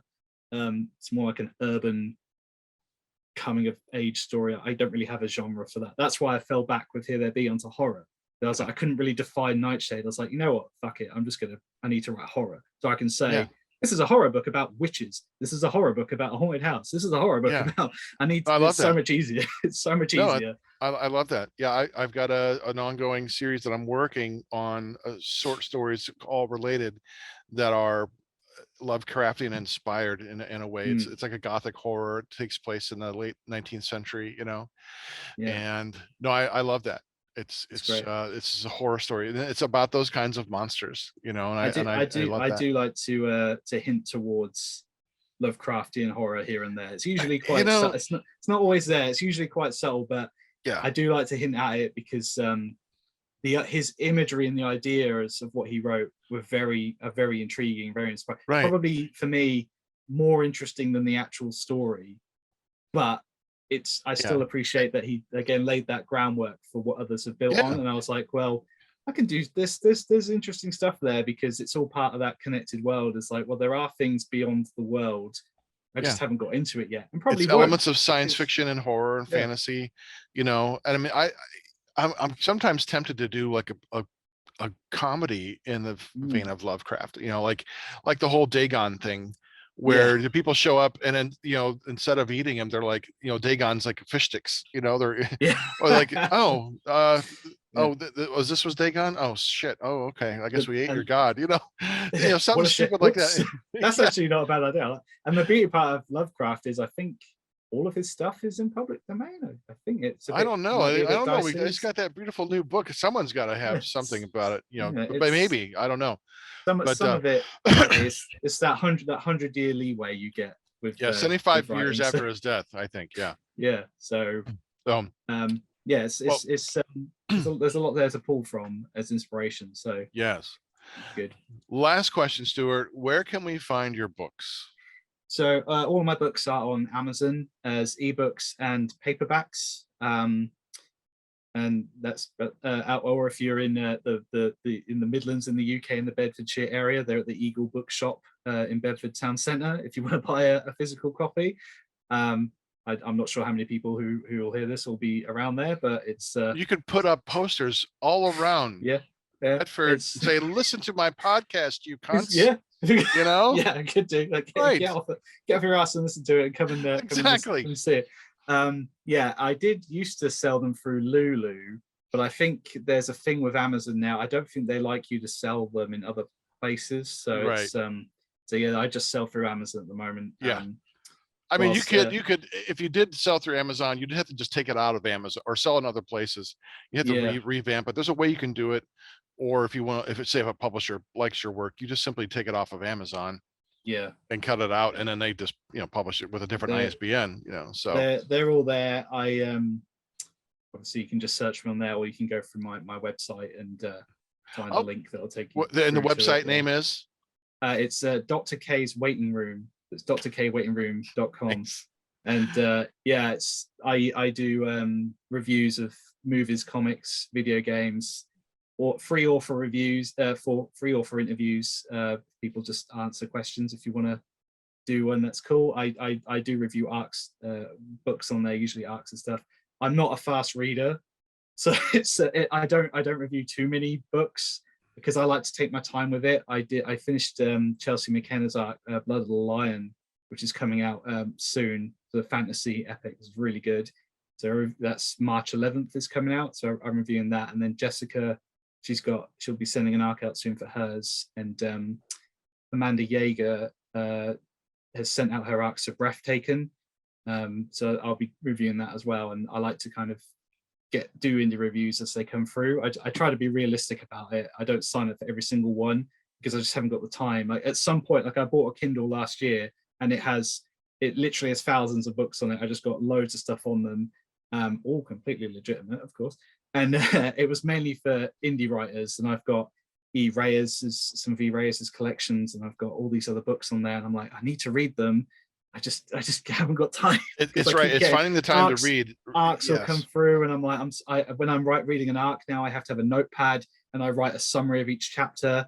I did it for Chelsea's book. It was literally like 30 odd handwritten pages, and when I wrote the review, I barely even looked at it, but I needed the brain to hand, like muscle memory, to help to be like, well, I really want to make sure I'm doing a good review. Sure. I don't want to just rely on the fact that I will probably remember. I'll make some notes. So if Right. you've got your pulp books are shorter, probably be a lot easier for me. So Yeah. people are listening. Yeah, they're like 110 make sure- pages, 120 pages. So yeah. It's very hypocritical, considering I fought for the Summoning to be a longer book, but please write short stories so it's easier for me to review them. No, I get it. Well, I'll be happy to send stuff to you. There's no hurry, no pressure to read. They're just for you to enjoy or not. And even if you don't do a review, or if you just want to read all the dirty, the bad words and engage black, that's fine. See if there's any new stuff. There's I've not right. come up with some new swear words. Yeah, there's a lot of horror in Gage Black, and Mm. it's a tale of revenge, and I tried to make it as bloody and visceral as possible, not just gore, Nice. but the hate, Yeah. channeling hate. Mm. Nothing more pure, I think, than hate. Absolutely. But yeah. So anyway, Sounds good. Stuart, we could talk. I think we could talk for days about comics. We haven't even touched really comic books or anything like that. But the rant about Batman v Superman, that's going to cost you a few Snyder loyalists, I think. Yeah. No. That's cool. That's cool. I'm not worried about that. I mean, but I'm so happy that we got together, and I look forward to doing this again. Just like if you just want to just talk bollocks, and you just want to get together and just talk comics. I'm always happy to talk about bollocks. Or we can even do like a movie together. Through Zoom or something. I mean, fuck. Yeah. I'm just really. Thank you for showing up today. Thank you for such an engaging talk. I've had a lovely time to get to know you. Thank you for having me be part of it. It's been very good for my first time as a podcast. It's been a very good first experience. So I'd love to come on and do it again. I've still got more stuff to talk about when it comes to horror and metal and stuff. So I've got more to chat about. So like I say, I've got at least 3-4 books. So people are like, oh, you were talking about Here There Be. I can talk about Here There Be and all this sort of thing. So it's anytime is all good. Wonderful. All right, I'm going to do my commercial, and then we're going to get out of here. I got a nice cheesy outro too, so that's really good. All right, brilliant, great. You've been watching and listening to Between the Lines. You can listen to us on unsaneradio.com, listen to full episodes, or download to your device. And if you're watching on YouTube, that's where we're at. Our YouTube channel, Between the Lines Podcast. Don't forget to hit the subscribe button. And if you know someone who would like our show, tell them about us. If you're a writer and would like to join me for a chat, email me at betweenthelines54@yahoo.com, betweenthelines54@yahoo.com. And here's the outro. See you next time, Between the Lines.